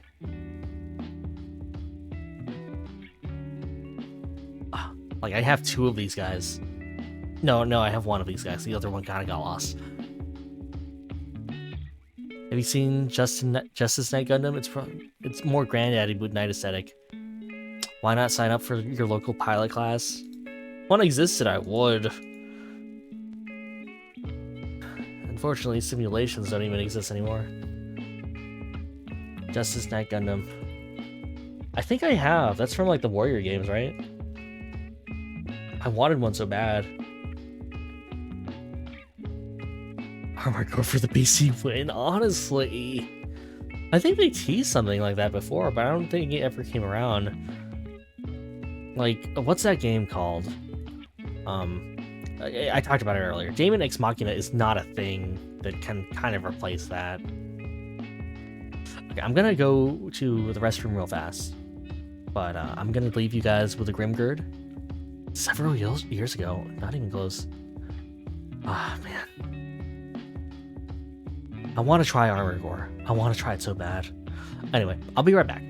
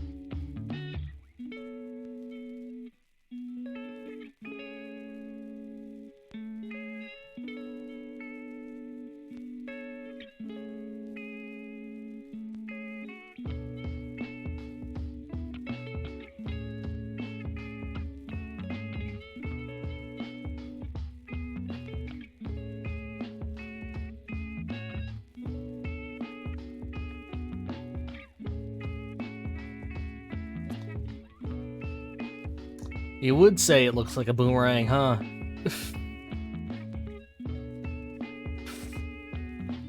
Huh, Mashu?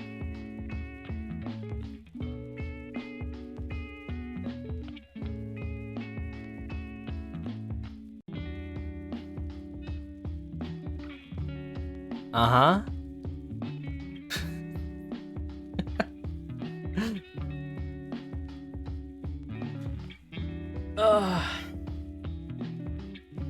Okay.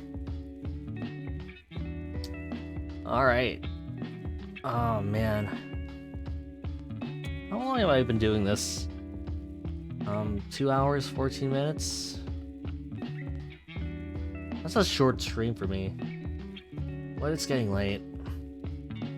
I could probably do a bit more. Why not? Just a little bit. Be closer mic time so that I don't talk too loud.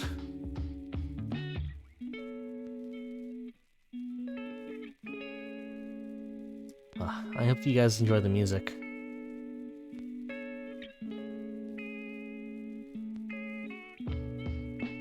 Oh, man. Music's chill. That's good. That's good. Let me get the Grim Grid off the screen. Let me put the Grim Grid right next to me. There we go. You're hunting to it. How are the hunts going? Anything good? Any gems? Plates?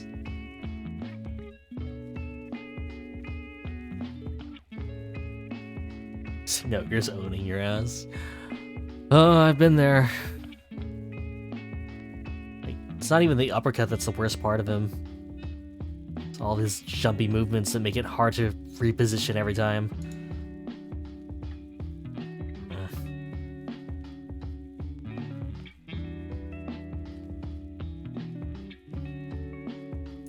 Weird feeling, like, yep. There it is.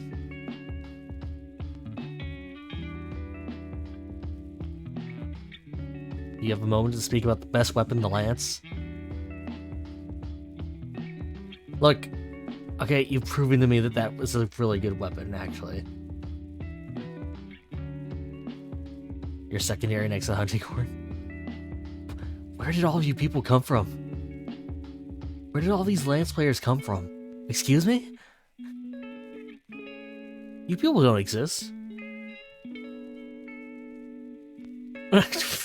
Secondary.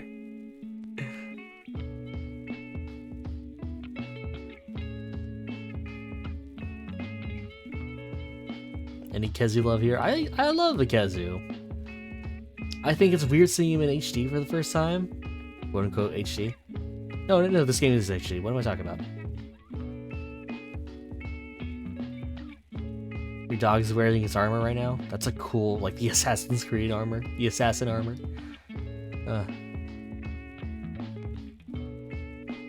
Man. Once again, Monster Hunter and Pokemon. 2 games of my life that I've just been tasked with playing for all of eternity. I will never escape them.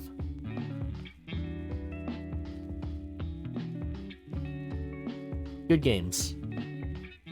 Both good games.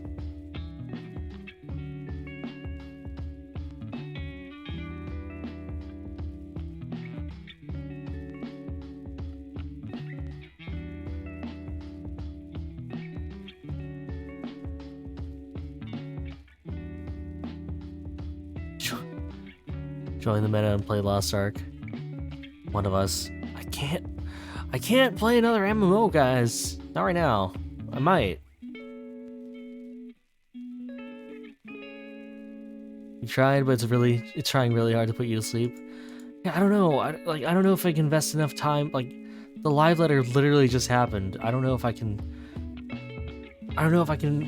like, invest me.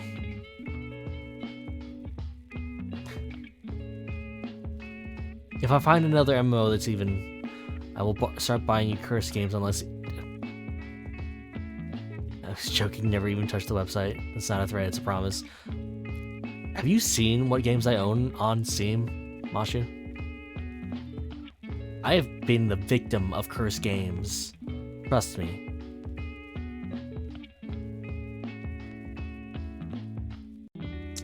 Let's see. What do I have in my library? Okay, name some. All right. Oh, hours and furry feet. Let's see. I could talk about some games. Yeah, why not? Let's see. Furry feet. I don't have that game. It's like Dark Souls, really? Maybe I have to get it then. As I continue to play the not Dark Souls games.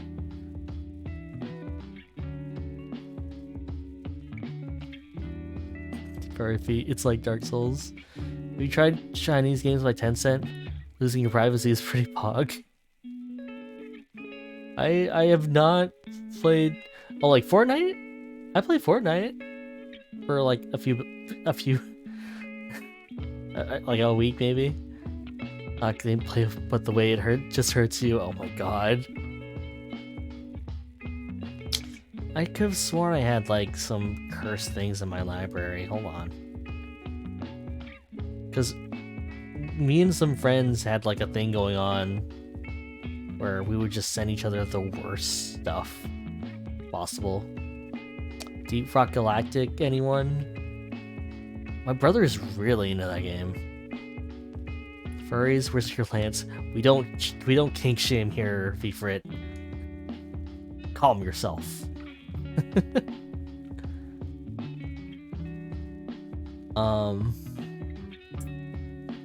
I have Sakura Angels, Sakura Swim Club.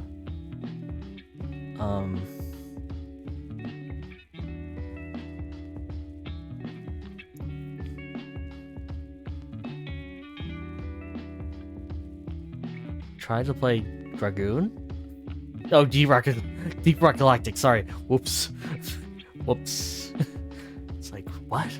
You like backflip off a ledge? I mean, I did too. I didn't get jump scared. You're talking about Deep Rock, right? I knew that. Funny, Dragoon applies too. Why did furries get the most shit out of all the kinks? See, okay. That's interesting because I feel like out of all of the like unusual kinks out there, furries have like the most establishment, right? Like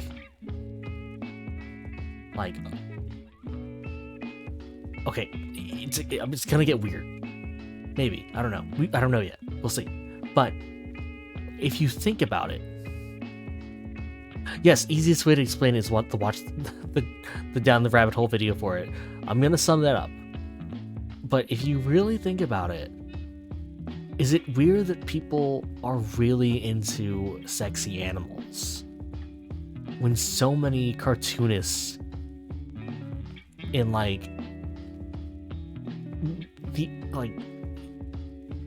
in animation have drawn sexy animals?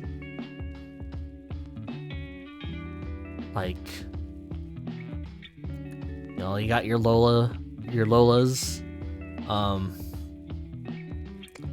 got your Minerva Minx. Are these old? Oh, these might be old. You got your I'm kind of running out of sexy animals, guys. Hold on.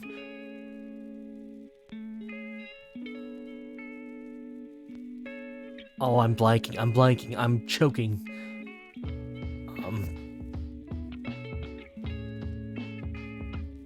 You got your Nalas from Lion King. That might be a stretch. No, that's you know, I've seen enough people lust over Kovu that I can kind of get it.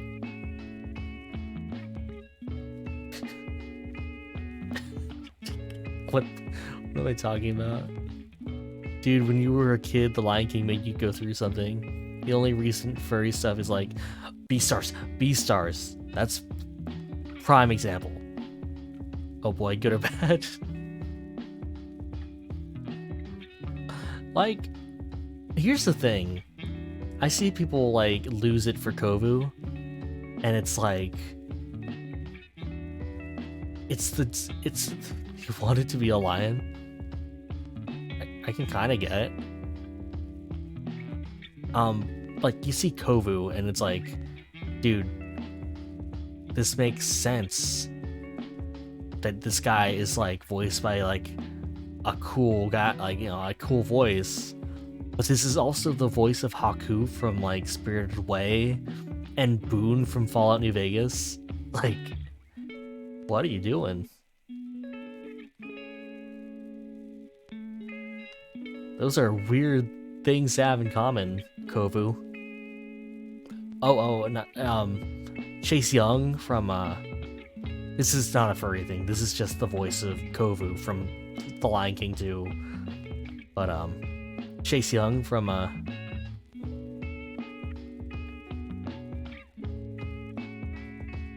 Challenge Showdown. You're glad Kino's your favorite show?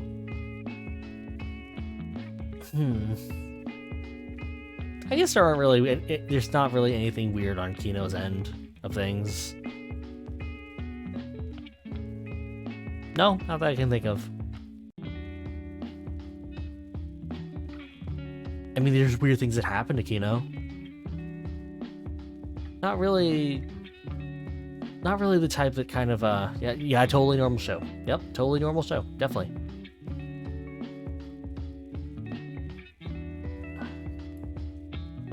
Turning on a light here. Thankfully, I have a lamp in this alley of mine.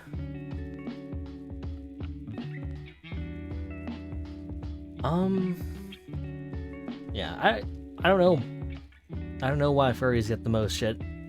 I think they make up for it by the fact that a lot of the furries are talented people who, like, make millions of dollars. And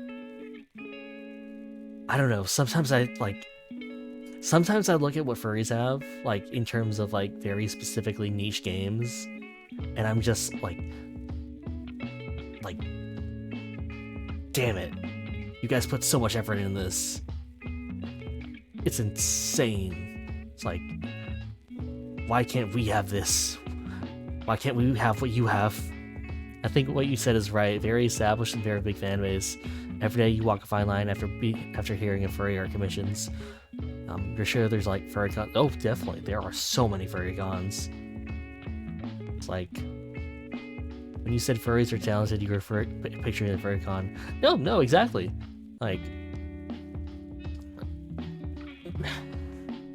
you know, we joke on those suits, but those suits take effort. And, you know, I don't want to really say it. I don't really want to, like, I'm leaning against the wall right now. But,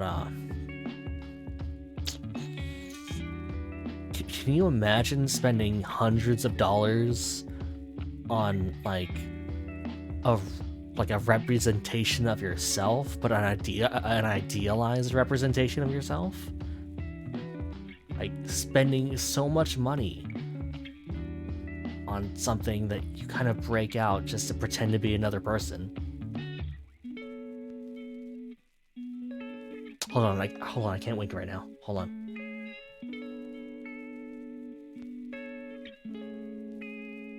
There we go. You mentioned it is well made. Man can relate as a VTuber. You know, it's funny. You saw a tweet on this the other day. I think I saw that. Was that the Togepi person? Not that they didn't get commissioned stuff of Togepi. I think their name is just Togepi. I think furries are pretty cool until they start getting on floors and start acting up. Yeah. I think most people who are furries are just like, hey, that character's kind of hot despite the ears, right? Am I right? And, you know, I get it. I get it sometimes. can't say I'm not. I can't say I'm anti-furry after Beastars. Let's just say that. I at least understand, and understanding is what links us all together, despite our kinks. Could be worse. Could be in defeat. Where it's like 12. It's like midnight. Oh my god, what's going on? What am I doing? Is anyone actually in defeat? I need to know. Not any of you here. Like, I just don't get it. That's like the one kink I actually don't get. Plead the fifth. I'm not asking you, Mashi, but okay.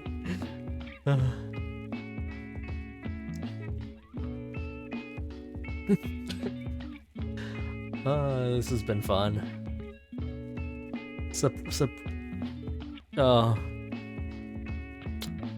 Okay, to be fair, there are some pretty neat stocking art out there. Stockings! I get stockings. I don't get feet. I get stockings. I get it. I get legs. I understand. I don't get feet. I get tights. I understand tights. Feet? Okay, enough blinking. Enough blinking. That was weird. Okay. There we go. Back to normal. Oh, man. Man, oh, man. Where did we get off to? Where did we go to? No, where did we go to? That was a slip. That was a Freudian slip. That was a Freudian slip. Where did... You think the fetishes derive from domination? Okay, I can kind of see that. The step on me people. I guess I get that to an extent. I've personally never...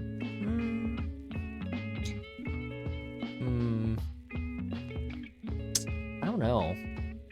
I don't think I've ever been into, like, people who are fans of Lady D. I feel like people who are fans of Lady D are, like, into a lot of different things. Nothing to be ashamed of. I get it.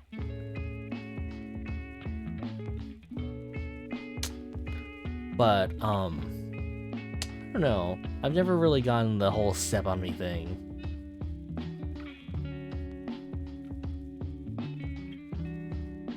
Maybe that's just me.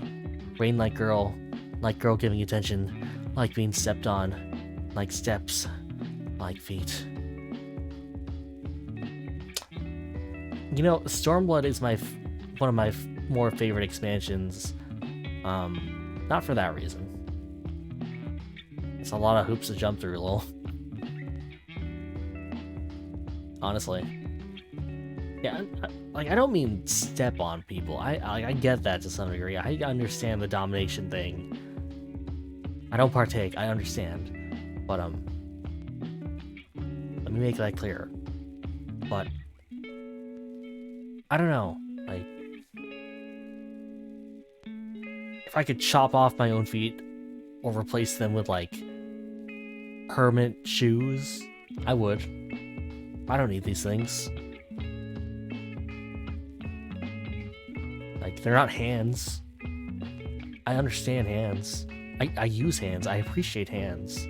Not like in that way, but like, this is what separates us from beast. This is what separates us from animals. This thumb. We use hands.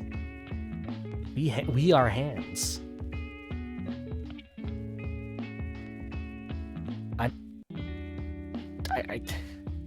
Can you please make this your follower alert? I send that to me on Discord. I have links turned off for a reason. Not for you, just in general. I used to do a thing. I used to basically have a journal. You know, fuck it. I had a diary where I would, like, write just my thoughts every midnight and just kind of go off on anything I could think of. I feel like this is basically replacing that. Maybe I'll do this more often. It's fun.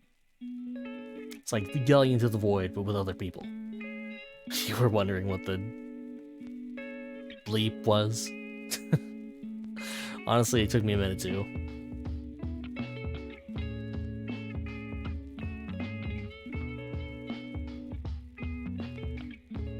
You used to have a diary, but your siblings read it and laughed at you? Oh. You should find theirs. That is unfortunate. Shark Boy and Lava Girl put you through a dream diary phase. It was Pog. Oh, dude, Shark Boy and Lava Girl. Oh, man. That also takes me back.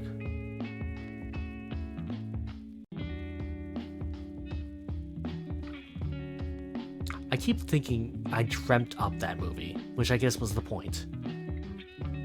That was one hell of a movie. Was George Lopez the villain? Oh my god. He was. Weird. Yeah, I was super into Spy Kids when I was a kid. Entire movie felt like a trip. Yeah, sure did. I barely remember anything that happened other than that weird like song that Shark Boy sang. Spy Kids was fun. Spy Kids was fun. It was also weirdly dark.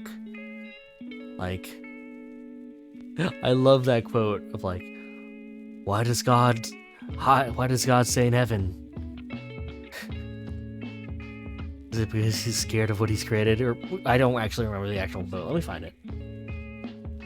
It's like, because you think it's such a very deep quote, but then it's from Spy Kids 2.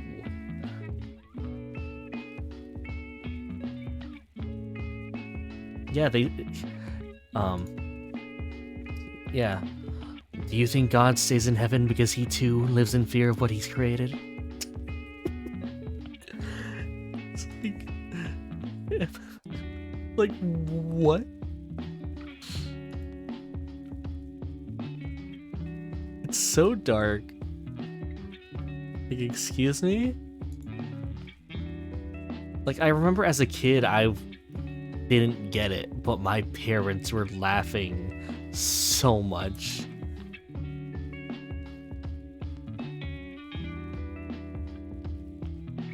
And it's said by Steve Buscemi.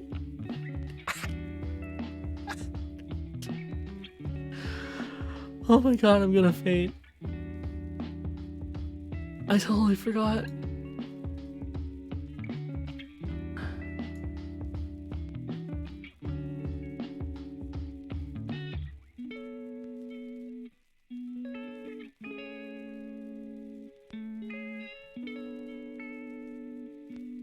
Oh, that's so funny.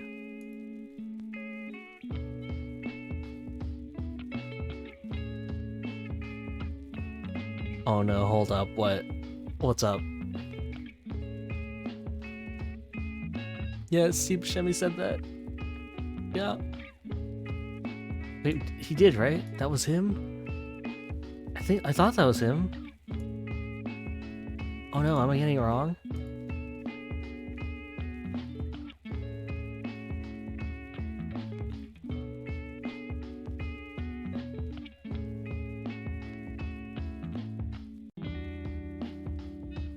No, it totally was him.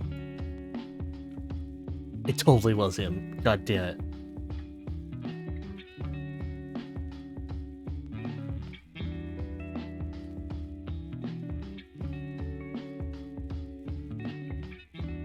Oh. Yep. You just watched the clip? Yeah, I watched it too.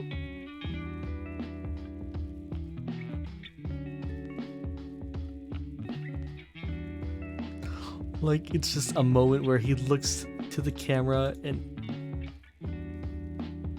Oh my god. Okay. Sorry. Okay. Before we before we end the stream, I want to talk about Spy Kids 3. Because I feel like Spy Kids 2 was fun. Spy Kids 3 was the one that messed me up. And the reason for that... Oh, the finger people definitely messed me up, but I was young then. Everything messed me up. I just kind of associated that with terror.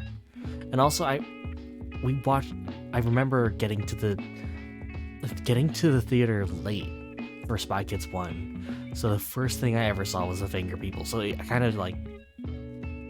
It just kind of became natural to me. Spy Kids 3, though, I was coherent.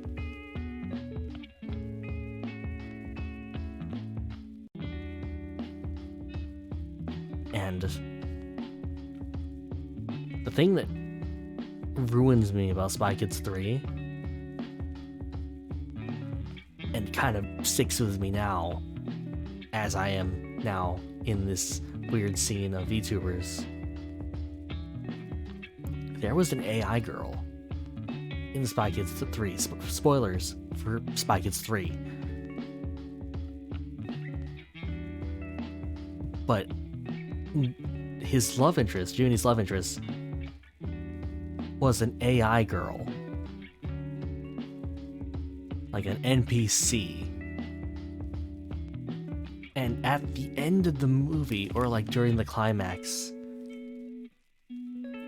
you see her, and I think she's like, I don't remember what her deal was. She was like strapped to... She was an AI. She was like forced to like get close to him only to betray him. But then you see her as she's by the villain's side or something, or used to... I don't remember the context. She was basically used to fuel the giant robot that was attacking the world. You see her, and she's like, "I'm so sorry," and you see her cry. A single tear falls down her face, and then they never resolve that. It's not like she gets brought back. I think she just eats it with the main villain. The main villain doesn't eat it, but like, you know, she's a program, so who cares? So we never see her again, and that ruined me for the longest time. Right up there with what was that movie? That Disney Channel original movie that kept airing over and over again. She wasn't saved to the cloud. The cloud didn't exist yet. She just died. Like, just... I don't know why AI people ruin me like that. Like, Pixel Perfect, do you guys remember that Disney Channel movie? It's about the AI idol who, like, also dies in the end. I don't remember why. Brought to life only to serve. Glory to mankind.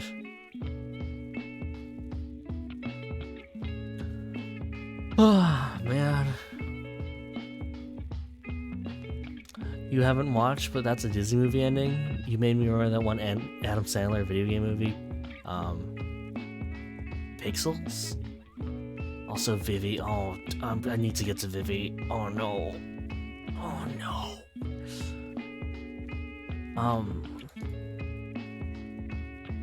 Yes, Pixel Perfect was the name of the movie. It was a dumb movie, but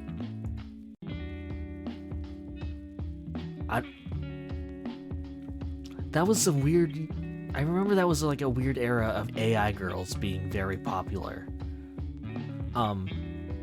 The case I'm thinking of, Code Lyoko, is a bit more complicated than just an AI girl. You know what?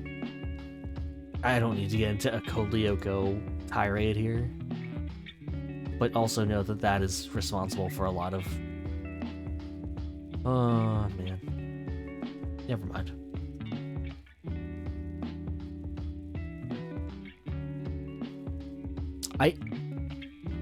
If there's like a relationship and one of the characters is technically not real, that is my shit. Like, if there's a ship and one of the characters is not existing, That is like the most dramatic. I can only think of like maybe 1 or 3. Yes, imagine both. 2v6s. I'm not even gonna get into that question. That's way too philosophical. Philosophical. That's the word. For right now. I think imaginary or AI. I think that still fits. Like either or. It's interchangeable. It depends on the setting.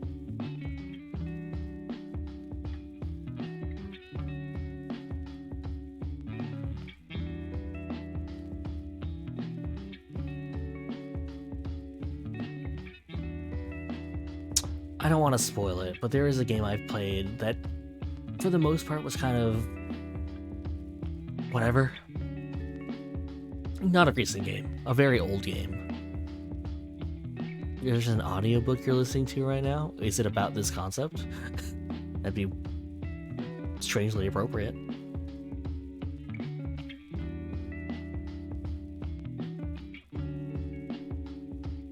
But yeah, there's a video game that I played that was basically forgettable. I think most people of the franchise find it forgettable. But the twist is the main girl is of the dream world and the main guy is of the real world. And they apparently have a thing, but come the end of the game, they have to split up. It's not Final Fantasy X. But close. Main character you're listening to was asked by his then girlfriend to create a character. Long story short, he does such a good job he falls in love. Ooh. What's the name of the book? I need to know now. That sounds interesting. Breaks up with the then girlfriend? Forgettable. Means you skip through the cutscenes of every game you play. Mashu, my friend, you are never truly falls in love again. Mashu, didn't you try playing Final Fantasy? Dasai, what's that book? I wanna read it now. Or listen to it, if it's an audiobook. Oh, it's a side plot, but it was relevant. The book's called Dark Forest.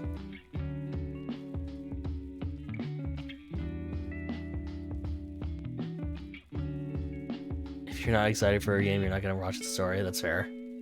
I guess I understand. True. I don't know. I really like relationships between AI and people, or imaginary people and people. Though I feel like there's so much to dissect there. It takes too much time. Like, you love Borderlands. Do you know what happens? Nope. Like Nier Automata. I feel like Nier Automata. It's like you get a bit of that. But I feel like Nier, specifically Automata, deals with like people, like robots, and it's like delving into like if they are people or not, which I guess is also the basis of like humans and robot interactions. yeah, like the concept between 2B and 9S.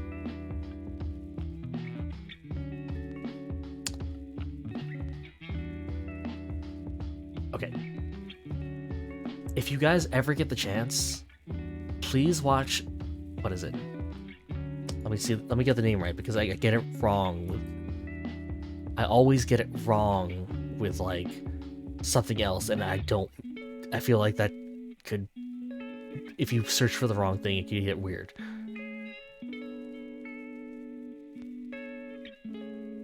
If you can find it, watch Time of Eve. It was originally a 6-episode like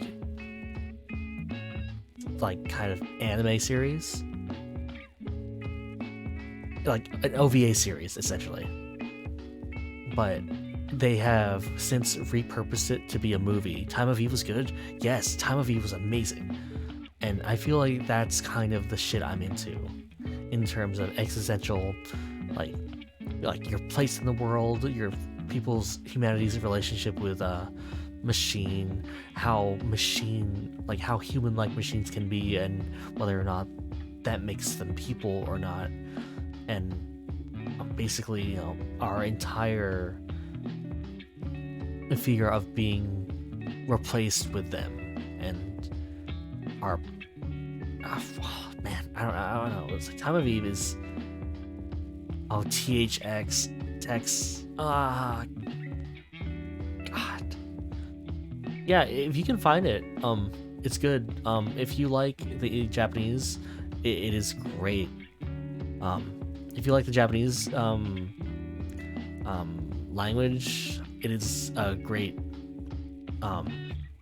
It's great in its original language, but the dub is also really good. The English dub. Is it on Crunchyroll?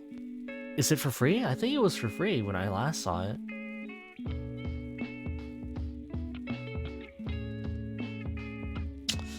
It's a fun watch. If you like things like Blade Runner, I think you'll get a lot of kicks out of it. Oh, Jun Fukuyama is the main character in Japanese, but in English it's Yuri Lowenthal. That's an interesting equivalence over there.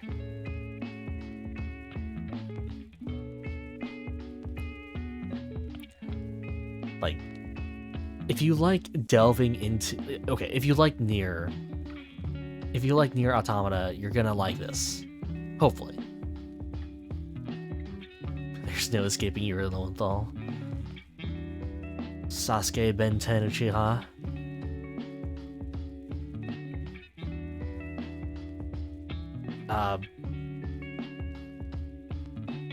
Luke. Simone. Luke, Ash, Simone, Yosuke. Right, he's Spider-Man. I keep forgetting. He was Superman too. In one of the cartoons. One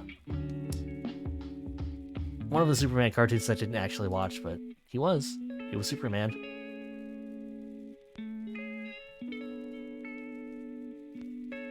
Was he a character in Disgaea? I feel like he. No, he wasn't.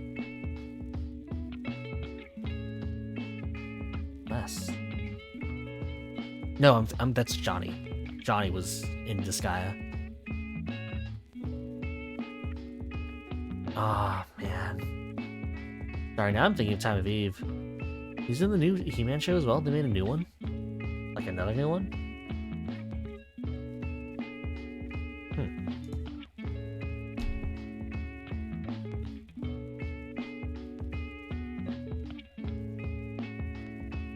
Oh man, yeah, they did Teen Titans Go on take on it. Interesting. I feel like they've done like 3 takes on He-Man recently, right? I'm not talking about She-Ra. I'm specifically talking about He-Man because I feel like He-Man's like a weirder, harder thing to translate into modern day. My dad watched a lot of He-Man when he was younger, but that was kind of like what I didn't grow up with it, but there was a lot of He-Man from what I remember. I never got into it myself. I wasn't really. I like Transformers, but that's not really what got me into giant robots. What was I into when I was younger? I guess the Transformers thing with Evangelion. No, I watched that when I was 14. Oh, it was your first mecha exposure. That's a like, it's a good one, but that's a rough one.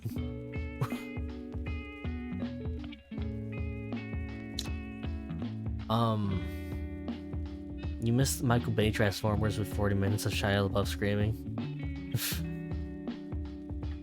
Don't forget, like, parents getting high on pot. Don't forget that.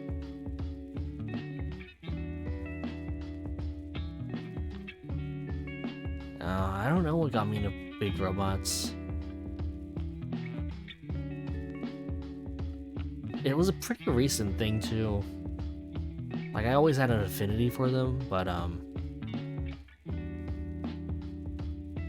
only got obsessed later in life. That makes me sound like I'm 60 and dying.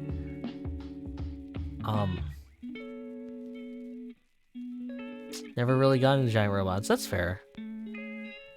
I can understand. Gurren Lagann was your gateway, and then you went to Evangelion Gundam. I did like Gurren. Gurren Lagann was probably one of my favorites getting in, but I had no real affinity for giant robots before then. And then I was kind of... I bit my cheek.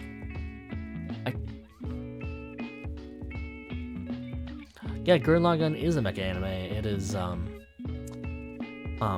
Studio Gainax, same studio that's responsible for Evangelion.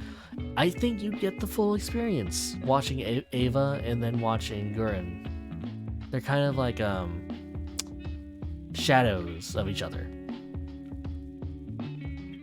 Scaling in it makes zero sense, though. It's pretty funny. Is that logic? Kick that to the curb, Bashi. We don't need that here.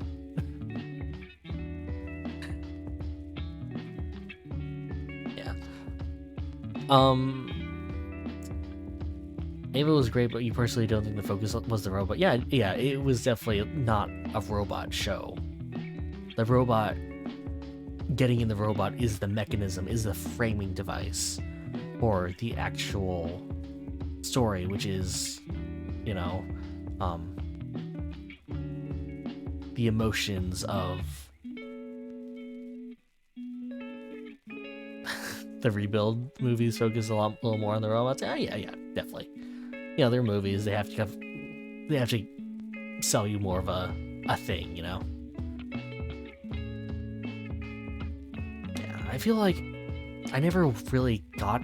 I watched all of Ava when I was, like, around Shinji's age. But I watched it on YouTube in 3 parts, each episode. So none of it really stuck. Same, you watched it second year of high school. I don't know if that's the best time or the worst time to watch Ava. Watched it when it was airing on TV, and oh boy, that was wild. Ooh. I don't know if I ever saw Ava on TV. No, it aired on Adult Swim. No, I just completely forgot about that. Yeah.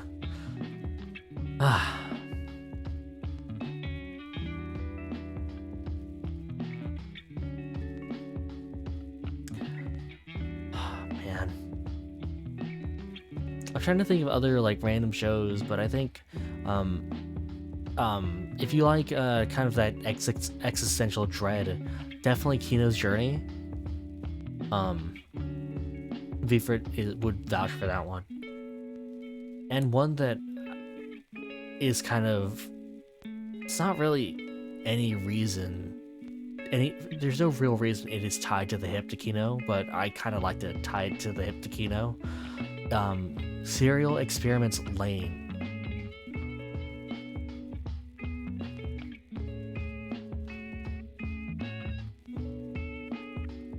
You've seen Art of the MC? Oh, of Kino or Layton? Either is cool. If you guys can. Oh, Kino's great. I love Kino. Like, that might be one of my favorite anime. Violet Evergarden is kind of like that dread feeling. Yeah, kind of. That's like very much a soldier's like existential dread after being used in war. Is that a spoiler? I don't think it's a spoiler.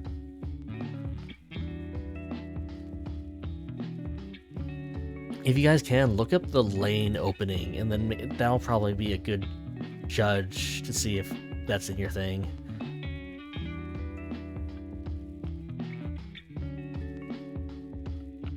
Non-anime existential dread movie, don't look up. Oh god. Oh no, me and Miss got is talking. Uh-oh. Don't look up. Oh, this is relatively recent. That's I.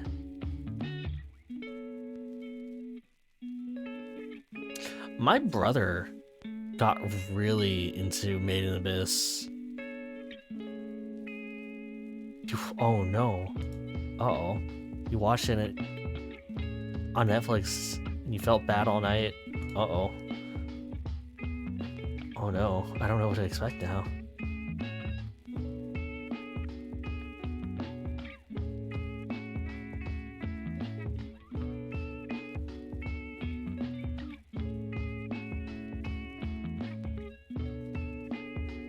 Oh, what are you guys even talking about? I'm scared.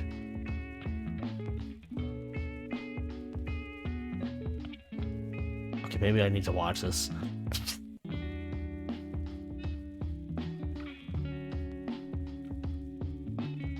They deserved it is always something I love to see. What is this cast?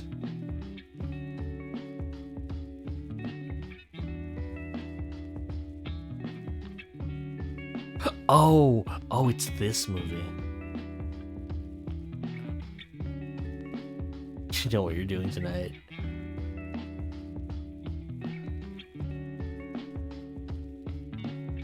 Okay, I think I've heard of this movie now.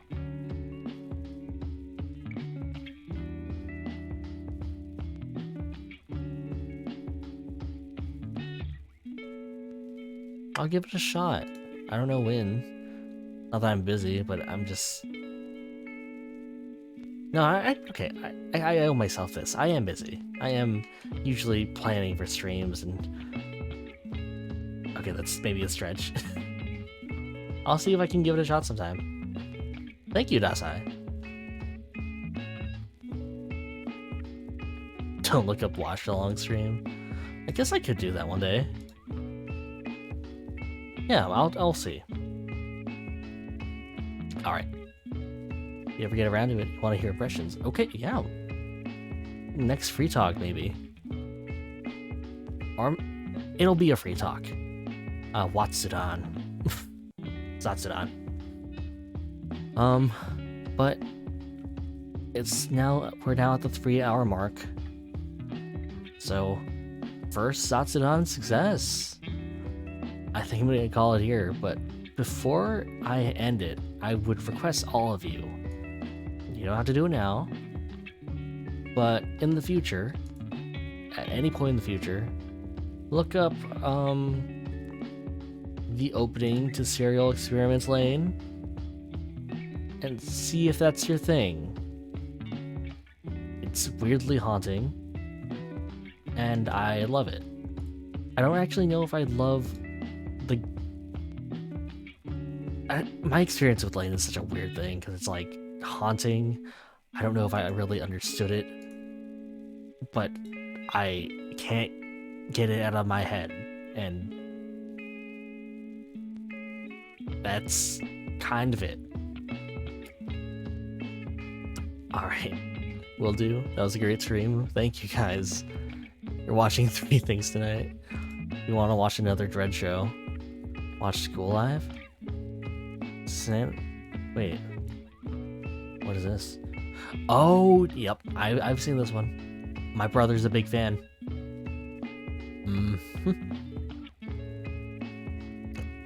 I remember this. That twist was like the talk of the town for like a good while. It is super cutesy. It is.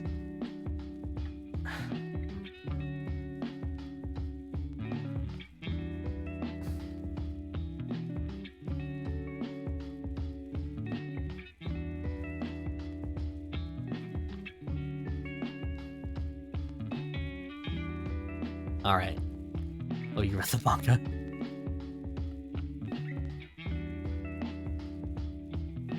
If anything, I'm happy that you guys could start up your book club.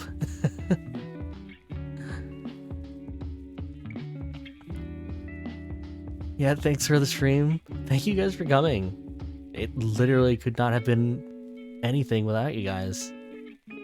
So, I'll do more of these. Dunk a stream. Thank you. I'll talk to you guys later, but thank you for coming. I don't know what I'll be doing Monday, I guess. But until then, gotta bounce. Talk to you guys next time. Bye.